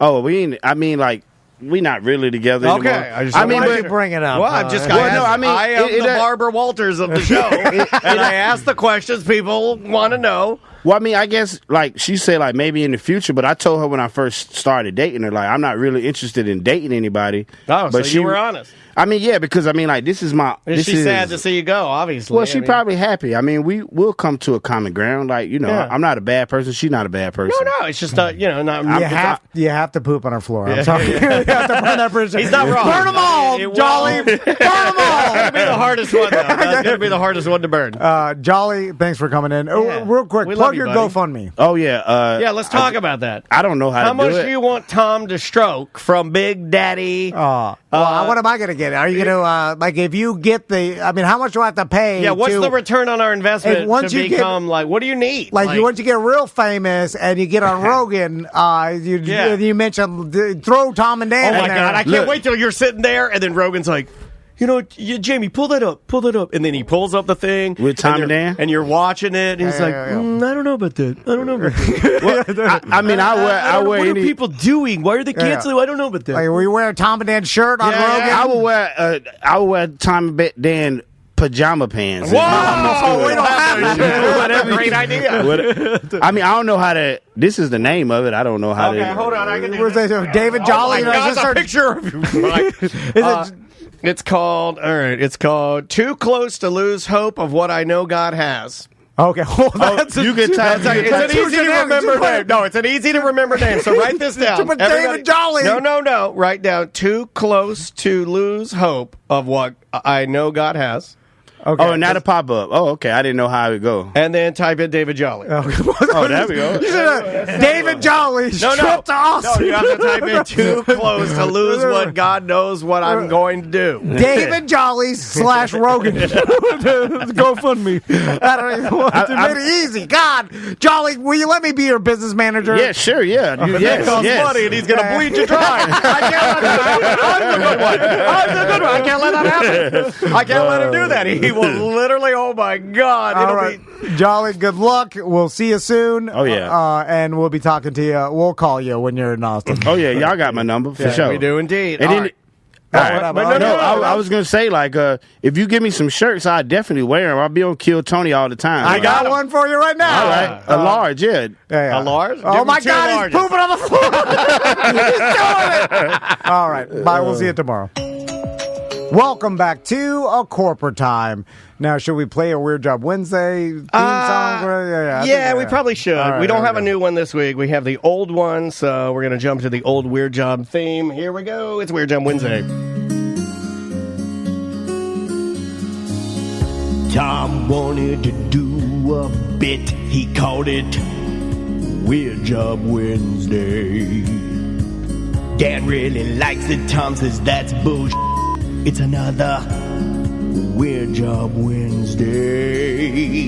What are you doing? What is your job? Are you neat? Are you tidy? Or are you a fat slob? Do you make lots of money and you sit up in your tower looking down on all the people who are working by the hour? It's a Weird Job Wednesday. Just another Weird Job Wednesday. We really should shorten this. Oh, yes, it's yeah. Especially when we have guests here. It's so awkward to sit here. It gives me time to answer emails. Thank you, Tom. Thank you. Weird Job Wednesday brought to you by modernpi.com. Yeah, I forgot that this was a weird job. Use promo code Tom and Dan when you talk to them for 10% off anything. Yeah. that They're you need plumbers, plumbing. by the way. When we say modern PI, sometimes I feel like, and with how... Yeah. Like how we have modern plumbing industry. Yeah, it makes me feel like our listeners are like checking up on their wives to make sure that they're being faithful to them. Oh, that's a good weird job. We didn't talk to a PI. Yeah, but anyway, on the couch with us is We've got Santa Claus. Santa Claus and his guitar playing reindeers here. It's actually this is a real life elf, you guys. This is hold on. Okay, your mic is on, but it's not working. This is direct from the North Pole. This is Elfie Van Walen. Okay, I like one of the members of Bad Santa and the Angry Elves. Okay, he's an elf, but he identifies as a reindeer. So it's a whole thing that we're working on. Okay, I like that.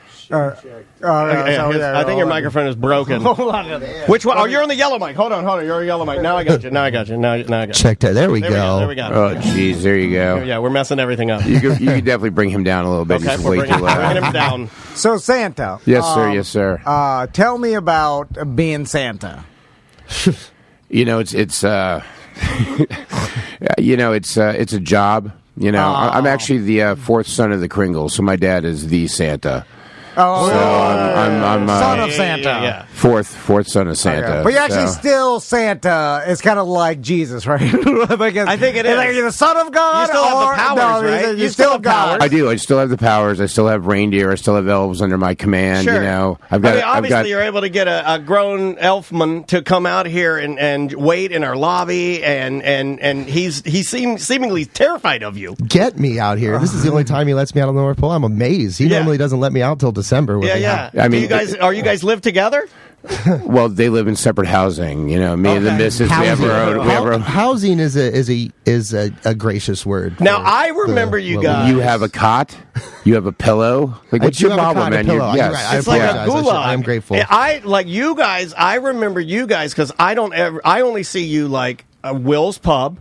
Right. Yeah. Around Christmas time. I see West End, right? Didn't you guys do West End? Yeah, we rocked that place. But too. how many years have you been visiting, and why Central Florida? Why do you visit Central Florida every Christmas? Because it's cold up there, man. It's cold. It's really, really cold. And this is the only place we actually get some relief from. So here's the real story behind it. Okay, I like it. Tell me the real. I don't want to hear the elf. The elf doesn't know nothing. This particular group of elves, I've had them about 10 years. Sure.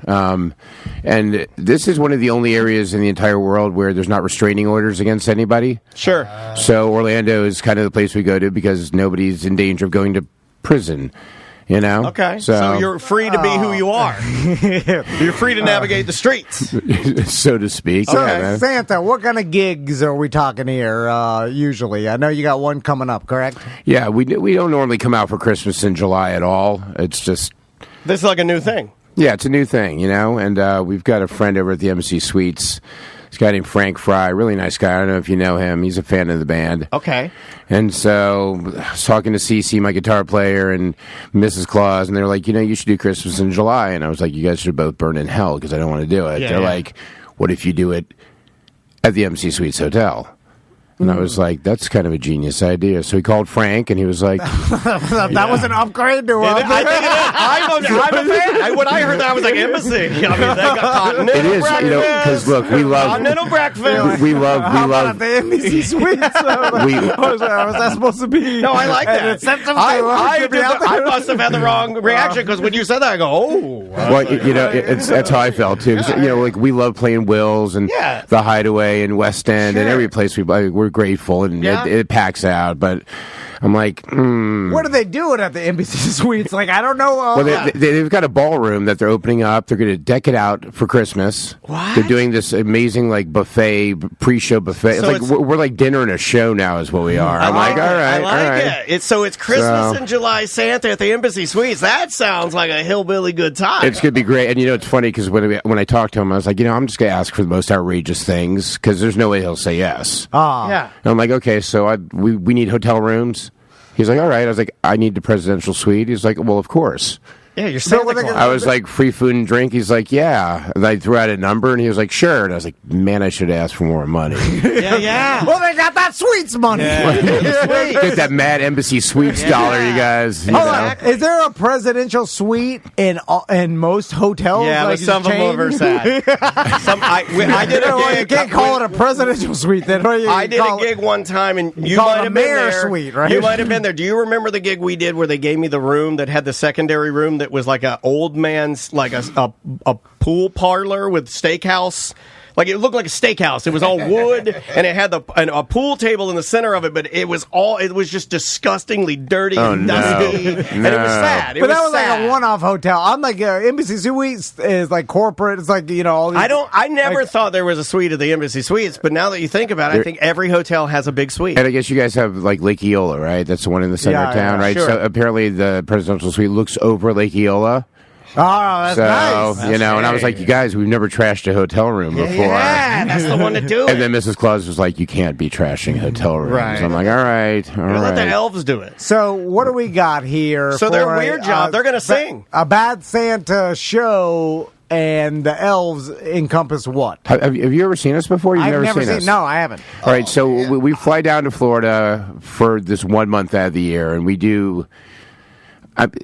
this is the thing about us. Nobody knows this, but like a lot of your favorite songs from some of your favorite bands, like the Stones and Bowie and U2 and Pink Floyd, AC/DC, the Beatles. We wrote those songs. Okay, all right. We wrote the whole catalog of music that we gave as presents to these bands. And we're like, I knew the Beatles didn't write that. I can tell. You can look at their eyes. Those hippies didn't do nothing. Oh yeah, Dear Prudence. That's not a Beatles song. You look at their eyes and you know original. There's all I see is a lazy hippie. Yeah. That's what my pop-up told me. Get to work, Lennon. And this is some people like they sold their soul to the devil. No, they sell their soul to us. Absolutely. So you guys and your gang of elves, which I'm guessing has revolved over time because you're the main guy. You guys have written all of the. Do you take credit for what percentage of the main hits of the megastars that are out there today? 93%. That's a lot. Yeah, 93. But we don't play all of them. Right. Some of them don't. You cherry pick what you like. Some of the ones that are special to you. Did you give the Whisper song to the Ying Yang Twins? Yes, I feel like Santa wrote the Whisper song. Oh, you did. That was a whole that was a whole negotiation. What is that one country artist that had some problem back? Morgan Wallen. No, not him. The other one back. There are a lot of them. Yeah. But there's a. We actually try to stay away from country. Oh, you're talking about Johnny Rebel? Yeah. But you know what? Johnny Cash. Johnny Cash, for instance, Folsom Prison Blues. That was. Are you guys going to play for us today? It's Folsom Xmas Blues is actually that song. Okay. Mm-hmm. So we've got some stuff that we thought if you want to hear some stuff we could play. Yes. But you want to hear some stuff? Yeah. What do you want to start with, Santa? Jeez, let's do some stuff. What do you want to start with, Santa? I don't know. What are you guys in the mood for? You guys want some rockin'? You want some kind of mellow to start? Whatever you want. That's going to be loud. Hey, let's do that one that we wrote for the Ramones. Is that cool? We need Tom and Dan's help for that. Okay. Yeah, you guys. I'm more of a sit and watch. I don't think they're going to be. I'll do it. Daniel. Okay, hold on. Your part. Oh, wait, hold on. You got it? I got it. Your part's easy. It's pretty easy. Dan, you just say, hey, ho, let's go. I got it. I can do it. I'll do it with you. You can do that too, can't you? Technically, I just like don't like the fun of it. He doesn't like to participate. It's real hard for him right now. You don't understand how. You don't understand. He's got one pinky on the ledge right now. This is the hardest work I've done in 2 months. Yeah. I'm ready. Here we go. All right, let's give it a shot. See what happens. Yeah, let's do it. Hey, ho, let's go. Hey, ho, let's go. Hey, ho, let's go.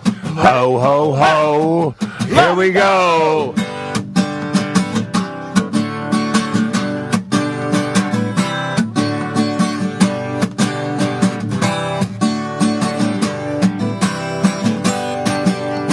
Hey, ho, let's go. Hey, ho, let's go. Hey, ho, let's go. Ho, ho, ho. Here we go. Deck the halls with boughs of holly. That's right, 'tis the season to be jolly. Don we now our gay apparel. Join the ancient Yuletide carol. Hey, ho, let's go. Give us all a gift now. What they want I don't know, but it's all wrapped up and ready to go. Santa's coming down the chimney.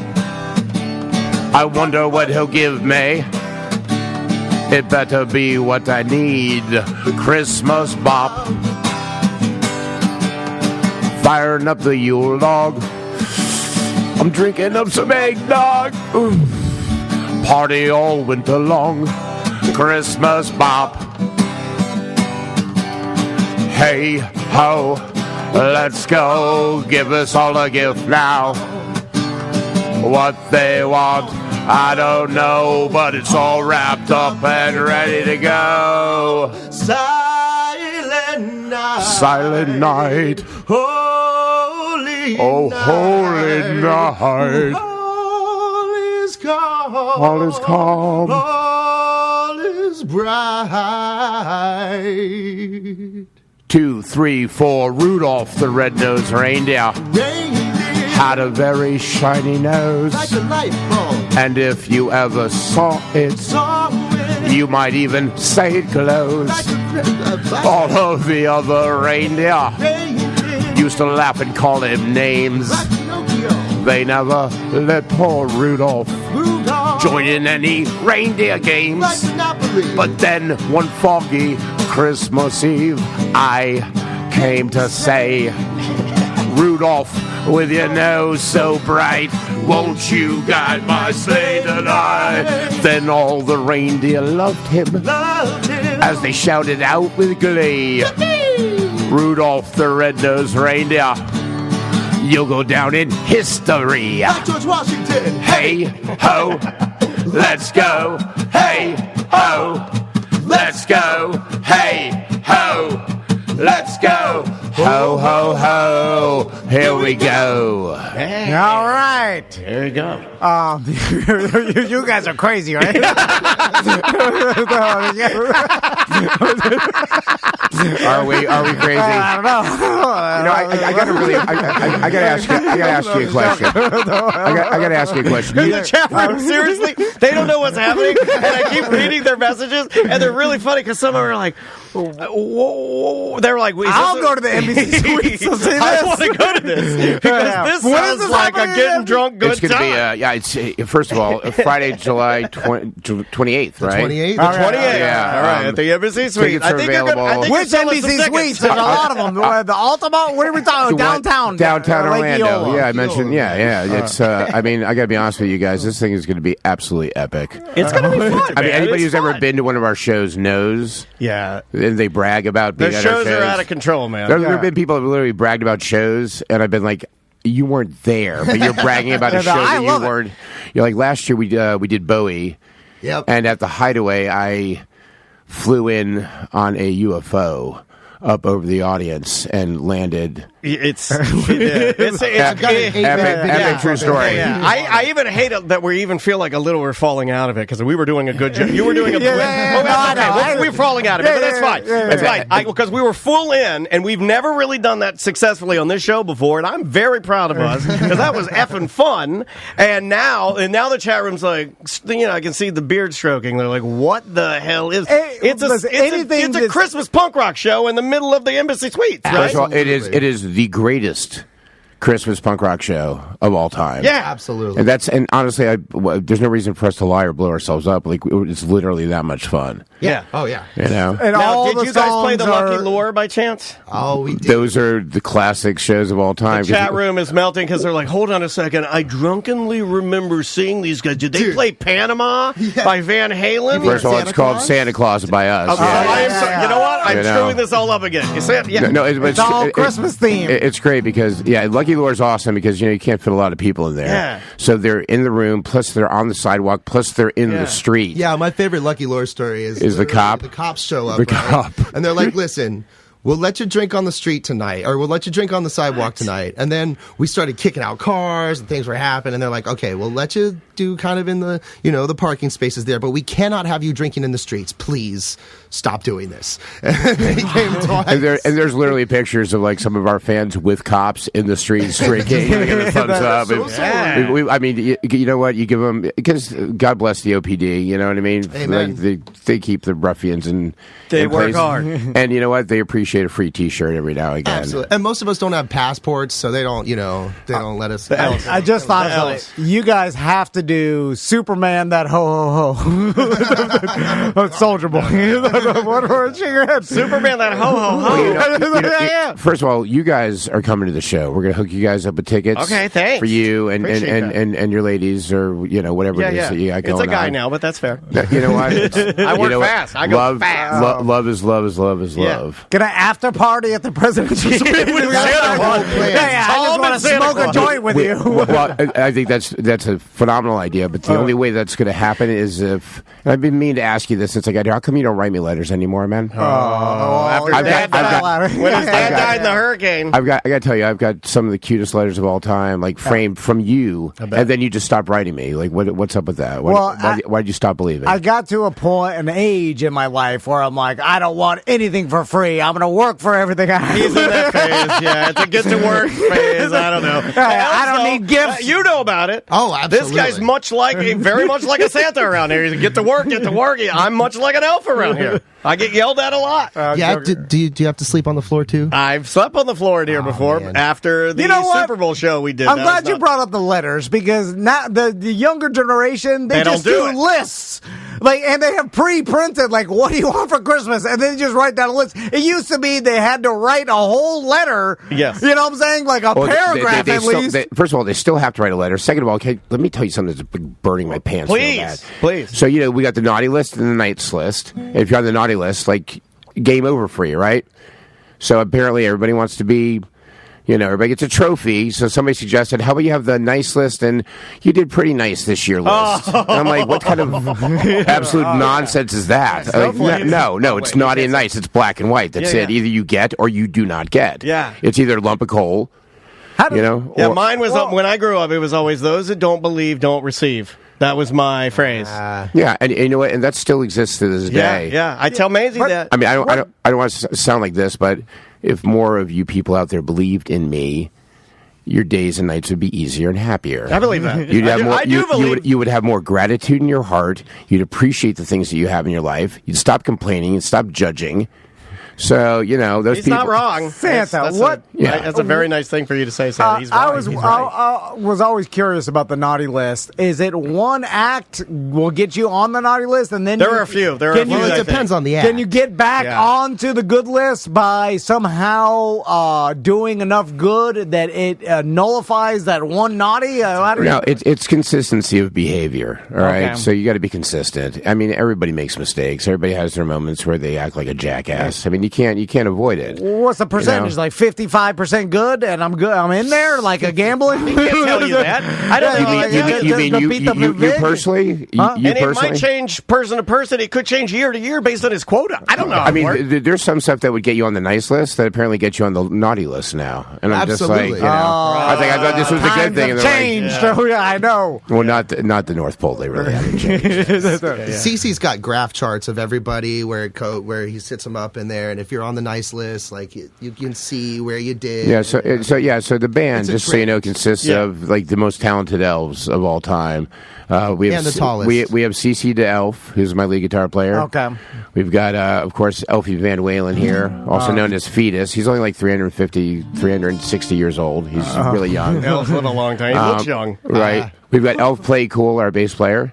Yep. Elfie Nix, who's on drums. And, of course, we have Tushy Elf, who is our super hot diva co-singer. Oh, like a hot elf. I like a hot elf. Yeah. There's not enough of that in the adult sites. I'd like a sexy elf. Yeah, put that on my list. I'd like for them to. You're going to the wrong sites, brother. Yeah, okay. Yeah, we have a whole other selection of stuff on our particular sites up to the North Pole. Xreindeer.com. Yeah, you bring up a good point. I want some traditional cosplay costumes. It's all Sailor Moon. I'm over the anime. Can we get some? Just give me some sexy Mrs. Claus, sexy elf. Sexy late. Gumby. I like stay late. Sexy Gumby. Why would you say sexy Gumby? I'm just saying. You're on the naughty list now. Now he's on the naughty list. Christmas he is on the naughty list. Yeah, you can't say sexy Gumby. So how can people get tickets? Yeah. Just what's the website? So I mean, go to our Facebook page, I guess. I mean, you can go to Eventbrite, and they've listed the event as. No, they always do this. They've listed the event as Christmas in July event. Oh, that'll help because nobody does that. And it's got a picture of the you know of the embassy suite? Of the elves. Oh, the elves. Okay. But I mean, how do you name what it is that we're going to do to this town True. in 2 weeks? Man. You know, it's hard. They're almost scared to name. We got a Facebook page, I guess. Bad Santa and the Angry Elves. Yeah. Ticket stuff is there, and honestly, you guys, like tickets are like selling really well, and we're still like 10 Great. days out. So this is a super unique show that sounds cool, and so it's Bad Santa. See, I knew and what it Angry was. Elves. You didn't know what it was. I like to surprise you with things. Yeah, no, I'm surprised every day. Everybody thinks that this was Sam trying to get you to be like, what? Yeah. that's why you would make eye contact with me in the lobby. You kept walking by me, and I was like, that in the letters. Dude, I was going to say, he felt ashamed. there was twice I was gonna be like, "Yo, big fan," but you wouldn't even look at me like I wasn't even here. Well, I didn't want to break the third wall, Santa. You see what I'm saying? If I start talking to you, and I can't. I'm like, well, we're gonna do the thing on the show. I can't just be small talking to you about whatever the hell football season coming up. I was like, by the way, you know what's what? Will doing? Football at the North Pole is what you guys should see. That there's nothing like watching elves knock the crap out of each other on ice. They play on ice. Oh, yeah. And I bet Santa, you could gamble on it, and I bet it's Smash Mouth. Absolutely. Oh yeah. There are no gambling laws. There are no helmets. Like, you guys like helmets? I'm like sissies. Well, the great thing about our chat room is now everybody's weighing in to talk about how much they loved seeing you, and they're talking about how they want to go see you again. So, obviously, you guys are doing things right because the reviews are in and people like you. We absolutely love it because here's the deal about it is that like when we first came out and started doing it, especially with the band I have now, I was like, they're like, do people like this for some reason? Dude, my favorite thing about Bad Santa is we'll be playing shows, we'll be doing random stuff, and then somebody will come up with a shirt from Bad Santa from like 7 years ago, and they're cool. telling you about all this stuff, and you're like, I don't even remember that shirt. I think one of the coolest compliments is that people who are of our generation have said, you have made Christmas fun for me again. You've given me the Christmas spirit. Like I kind of lost it when I was a kid, and now I have it. Just from coming and rocking out with you guys. Dig it. It's obnoxious. I'll be drinking at bars year round, and people will come up to me and they'll just start crying. They'll be like, "Listen, I don't know if you know this, but you make me feel like I have family on Christmas." And I'm like, let me drink in peace, please. Get away from me. I'm off duty. I'm an elf. It's for Christ's great. sake. I thought they were going to cry like, "Oh my God, it's Weird Al!" Bad Santa and the Angry Elves. Go see them. That's our Facebook. One more. Embassy Suites on the 28th of July. We got one more jam for you guys if you want one more song. I mean, one more. Do we have time? I don't know if we have time. I mean, you can edit it if you want. You don't need to do it. Let's do it. So here's a question: how do you want it? Super creepy? Or do you want it to be super creepy? Yeah, you want super creepy? All right, you guys ready? Creepier the better. That's okay, let's do that one.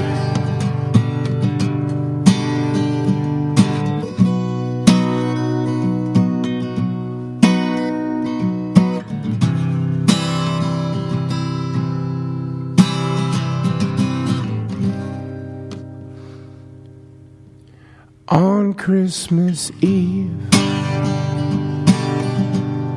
I sneak into your room. You're just like an angel.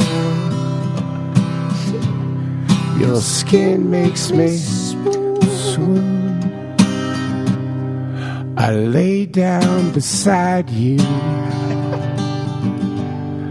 I like to sniff your hair. You're so very special. I mean, I wish I was special. But I'm a creep. I'm a creep, girl. I'm your perverted Santa. What the hell am I doing here? What the hell am I doing here? You know what? I don't belong here. Ooh, I don't belong here.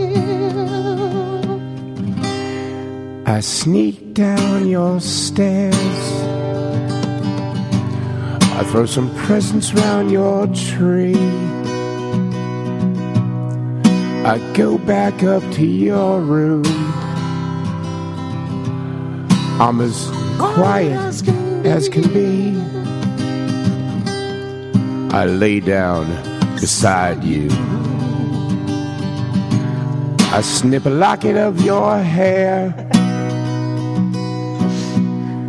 I just wanna love you.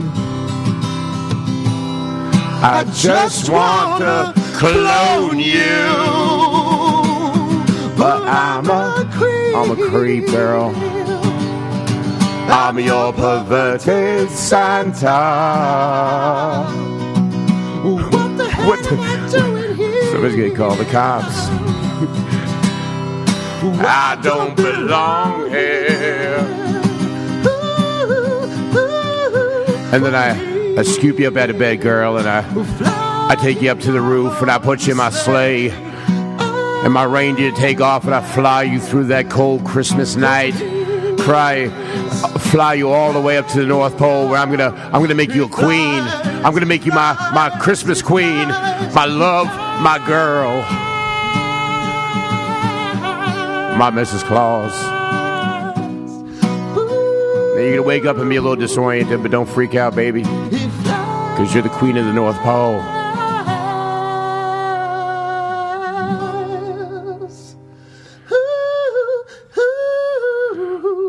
Whatever makes you happy.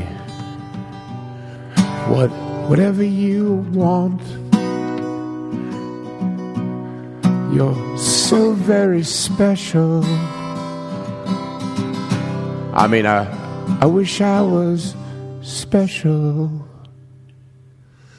But I'm a creep. But I'm a creep, girl. I'm your perverted Santa. What the hell am I doing here? I don't belong here. I don't belong here. You guys are crazy. Yeah. Well, thank you guys for coming in. We appreciate it. I appreciate you guys so much. Thank you for letting us hijack your show. You're like, oh, we're done now. I'm like, oh, well. What are you going to do, man? Totally fine, man. It was great. Embassy Suites, July 28th. Tickets are on sale, Eventbrite, or go to our Facebook thing. We're on Instacash, too, or Instagram. We're on Instagram. Yeah. I know I can't tell the prices. But the one ticket price is just to see us is cool. And then if you decide to get the buffet, that the meal is going to be out of this world. You're going to let me eat? You're going to feed me? No, I meant the audience. Oh, okay. If they want to get the buffet.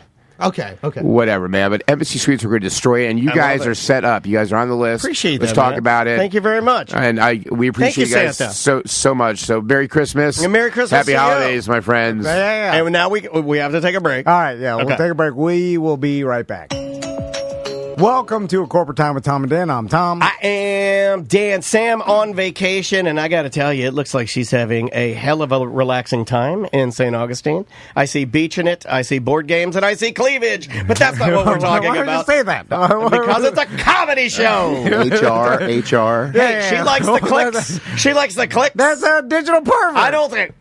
Some people have said... Did you just call me a digital pervert? Because I am! That's a great band name. I've seen some comments about the shows this week and how they've gone too far that direction. Yeah. And they blame when the fact wind's that at your back, the boat moves faster. Yeah. That's what the sailors used to say. I made that up. Hey, on the couch with us, we love these guys. It's the Hollaback 2. Yep. Chef Pat and Eric are here. What's up, guys? How you doing, What's Chef Pat? going on, Good guys? to see you guys. Good to be here. How much do you guys know about batteries? Yeah, we have to talk. Can you guys help us talk something out? So if you are you going to pull them into the hijinks? Because we have sworn for a very long time that we would not include our clients and people that we love in a lot of our hijinks. But it is spilling over now, and especially without the guardrail known as Samantha Har here to help hold in the hijinks. Oh, it turned two old digital perverts. Every morning, we fire up the gateway and we digitize ourselves. And boy, does it get nasty in here. Every morning, I've been coming in bitching about some old man topic, and this morning was about batteries. Batteries. You want to do batteries? All right. Yeah, what kind of batteries? First of all, let's do this first. If you haven't been lately to Hollabox and all of the incarnations of Hollabox, then you're really missing out.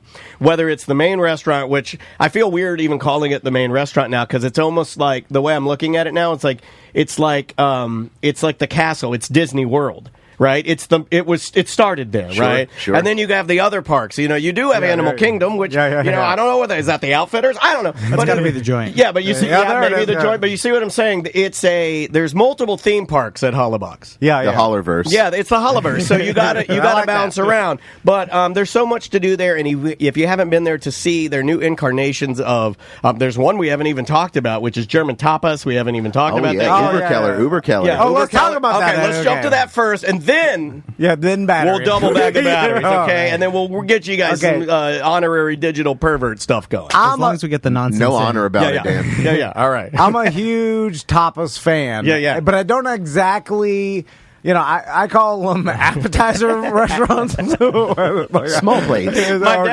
My dad could not. Well, when he was drunk, there's a legendary story of him not being able to pronounce the word hors d'oeuvres. He's like, give me more of them hors d'oeuvres. and that's a true story. And my mother threatened to divorce him. But yeah, tell us about Uberkeller. So Uberkeller literally translates into overseller. Oh my God, it's the Tom. Exactly. So I'll make you a star. What's the word for underproduced? More about that. I like the underproducing part, not really the overselling part, because I know I'm lying. Yeah. I just like that's the easy part. I just like giving them what I can, which is the I do like to see them smile when you're overselling it. Yeah. Okay, so you're overselling. So if you go over to Germany, you go to nice places that have a nice wine keller or a nice cellar.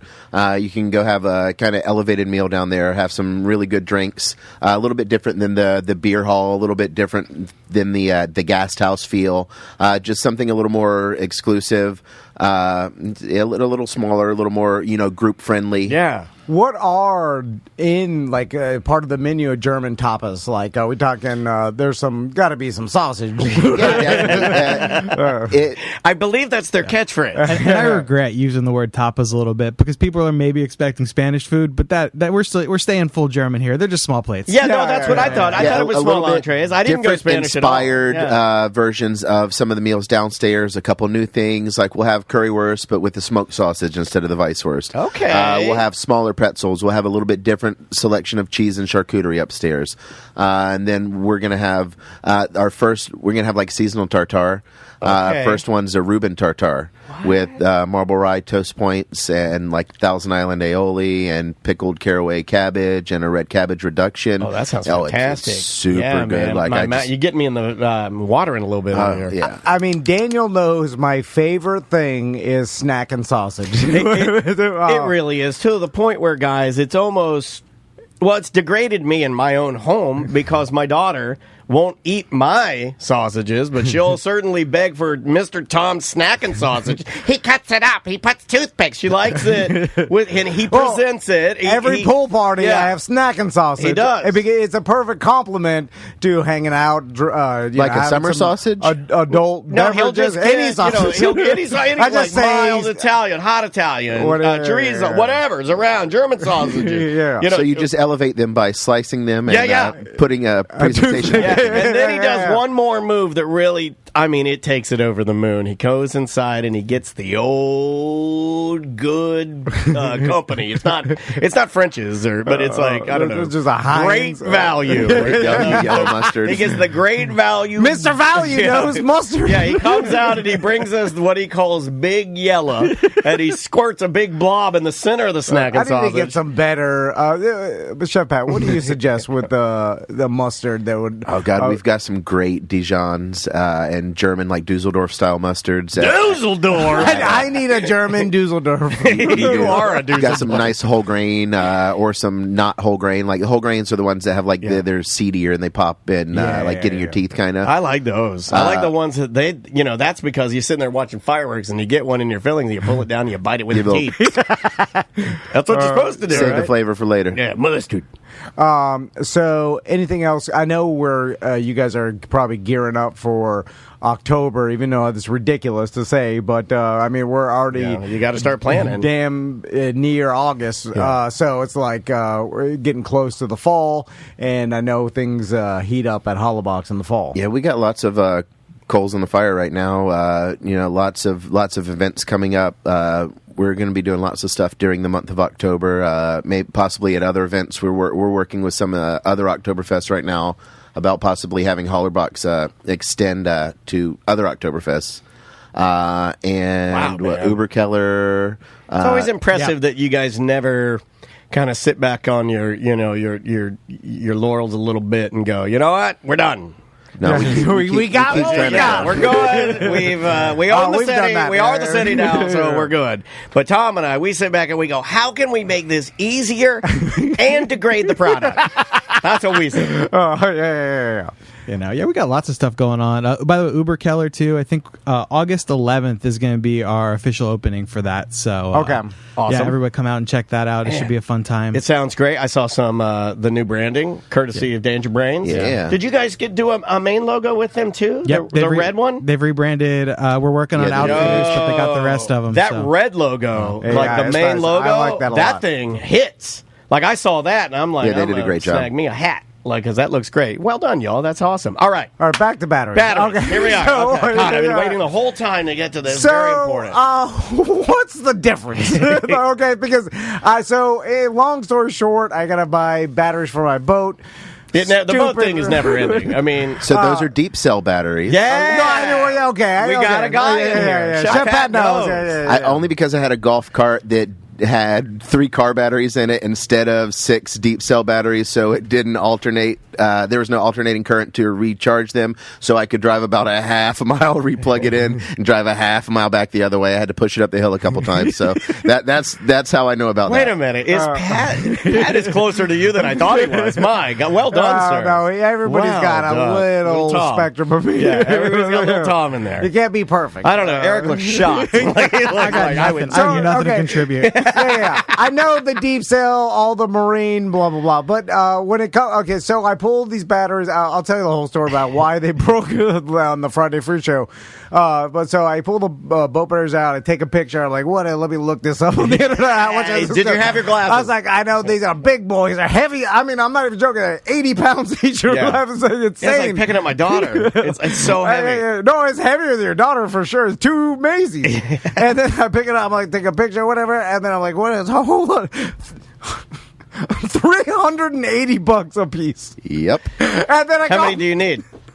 2. No. And then I scream no. And then I'm like, this has got to be a mistake. I'm like, what kind of... Did they have VIN numbers? The batteries have VIN numbers.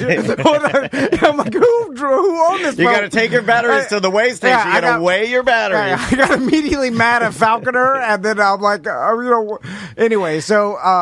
let me ask you a very serious question. Yeah. Trailer, batteries, boat. Does anything on this vessel work at all? All right, because I got a point. For the last 6 weeks, I feel like it's been 6 weeks. We have been trudging. Just hacking through the jungle. Don't you guys feel like that? Don't you guys feel like that as listeners? I mean, we're just all the memes. They're all right. We're macheting through the jungle, and it's like everybody said, "Don't buy this." It just keeps getting thicker. Yeah, it really does. Anyway, so then this is not my point. This isn't even the story he's going to tell on Friday, which is horrifying. No. So then I'm like, all right, I go to Walmart. That's where they got the cheap I can't believe he did that. When he told me that, it blew my shoes off because I'm like, you don't go there. And then I look at the group number. I'm like, all right, well, this is the same deep cell marine battery, $99. Right? There you go. So I buy that. I lift those up. They're a little less heavy. You can feel the lack of quality in our batteries. So I buy those, and then I started looking at. You can tell the difference by the lack of quality. And then they're all arguing on Reddit about which don't buy this cheap. Never go to Reddit. And then I'm like, they're like, don't buy the cheap stuff, you idiot. They're all yelling at each other. Yeah, but you always buy the cheap stuff. Name one time you haven't bought the cheap stuff. So then, name one time. So now my wife's yelling at me. She's like, we're going to be broke down on the side of the river. Which is better than the side of the road. I'm going to be yelling at you. Yeah, but then I have to swim through a swamp to get to a road. No, you just live on the boat from now on. Yeah. Like I said, at least on do you have oars in your boat? Like my dad had oars in his boat. Did you have oars in your boat? My dad, it's the only ski boat I knew of that had canoe oars in it. You know why? Because we would break down all the time. I have a point to this. If you want to know why I have anxiety anxiety? It's probably because of these goddamn ski boats my dad owns. So then I'm thinking, what would Daniel do? I think I would throw all of my money at it. Daniel throws the most because he's like, buy the most expensive stuff because in a year and a half. Well, at least you have a warranty, so at least you can go back to like, let's say Interstate and be like, you mother, like you can get them. But then I'm like, this is Big Sell trying to sell me on the marketing of the one's better than the other. What's the difference? But then I hit him with some knowledge. I said, answer me this then. Pop quiz hot shot. Why when I buy the Publix batteries for our mobile recorder, we've done shows in Holobox before. I'll use Publix batteries. I can barely get through one show. I'll use Energizer batteries. I swear to God, I can use it for like 3 months. Yeah, so 3 months of recording. So this is my question. They're both AAA, and they say they're the same. Yeah. So, but Daniel's right. They're not. They're not. You buy the cheapo generic AAAs. Oh, don't buy from Big Lots. You'll get one poof out of your vibrator. One time. Yeah, but they don't say they're cheaper. But they don't say like last 1/4 of the time. They're just AAAs. But they do last. They don't fill them to the top with the battery juice. It's like the Walmart brand cereal compared to Kellogg's brand. Yeah, but they're both almost the same. But that one I would even say, that one I mean, like, you could get by. But for whatever reason, batteries, it just never works. Yeah, like one lasts longer, right? And I know it's the marketing says it lasts longer, but I'm like, that's just marketing. But I think it's real, right? The more expensive battery lasts longer. It does. Is that the deal? I mean, theoretically, deal with that?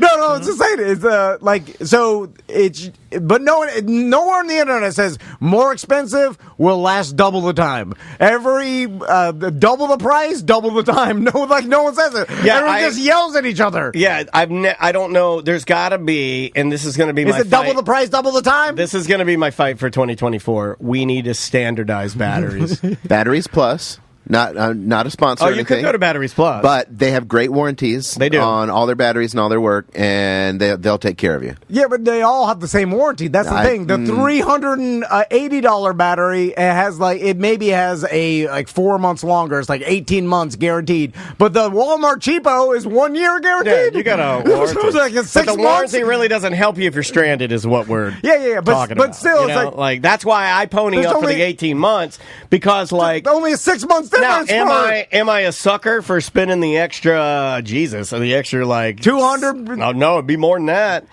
I mean, I'm spending an extra $500 if I'm buying 2 batteries, right? Well, yeah. You're spending an extra $500, like roughly $500. But I mean, does that only give me 6 months more guarantee? It does, but it may give you more power.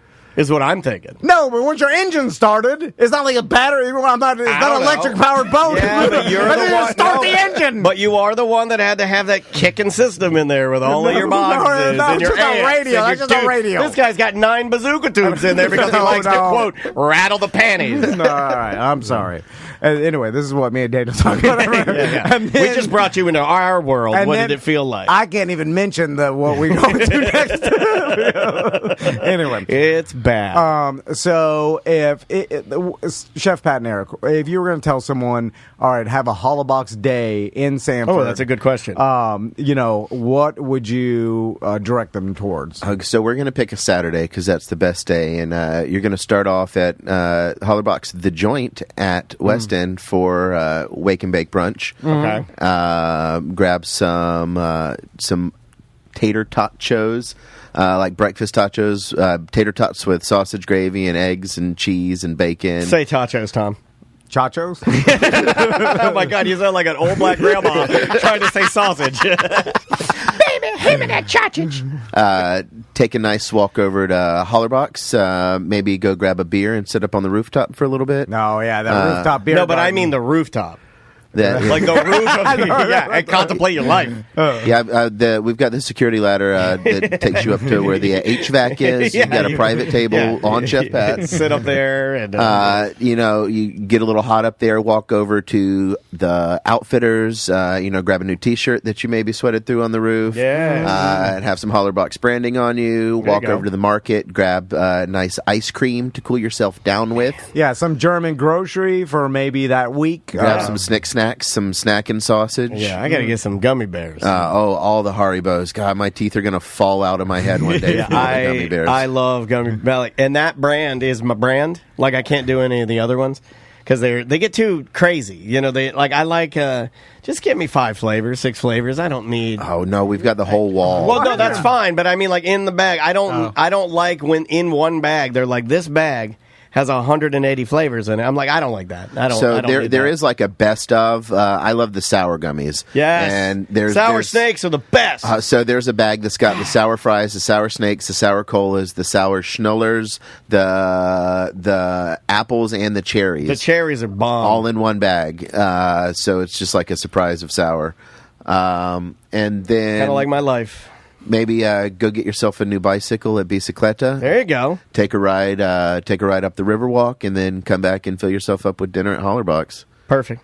That's a good day. That does sound good. Yeah, that's a perfect day. I'm so hungry right now. And then go back and stay at the AirTND. Yeah, all right. Yeah, that would work. I mean, that's the worst part of the whole thing. But, I mean, it's not bad. Not bad. You get free potato pancakes. Yeah. It's booked out by strangers. Yeah, it really is. We have no idea what's happening in there. We had a really nice group of ladies that had no idea about the show. None of them doing the advertising. Not working. Not working. Our listeners don't stay there anymore. Yeah. I actually went into the AirTND to deliver some of the stuff that Fairville had given us the games, and somebody had gone in there and covered up the Tom and Dan. Every time it said Tom and Dan, somebody put a little piece of masking tape over it. Like, we don't need to see that. It's much nicer without this. Chef Pat, Eric, thanks so much for stopping by. Thank you, guys. And again, it's Hollerbox in downtown Sanford, and we'll see you in a minute.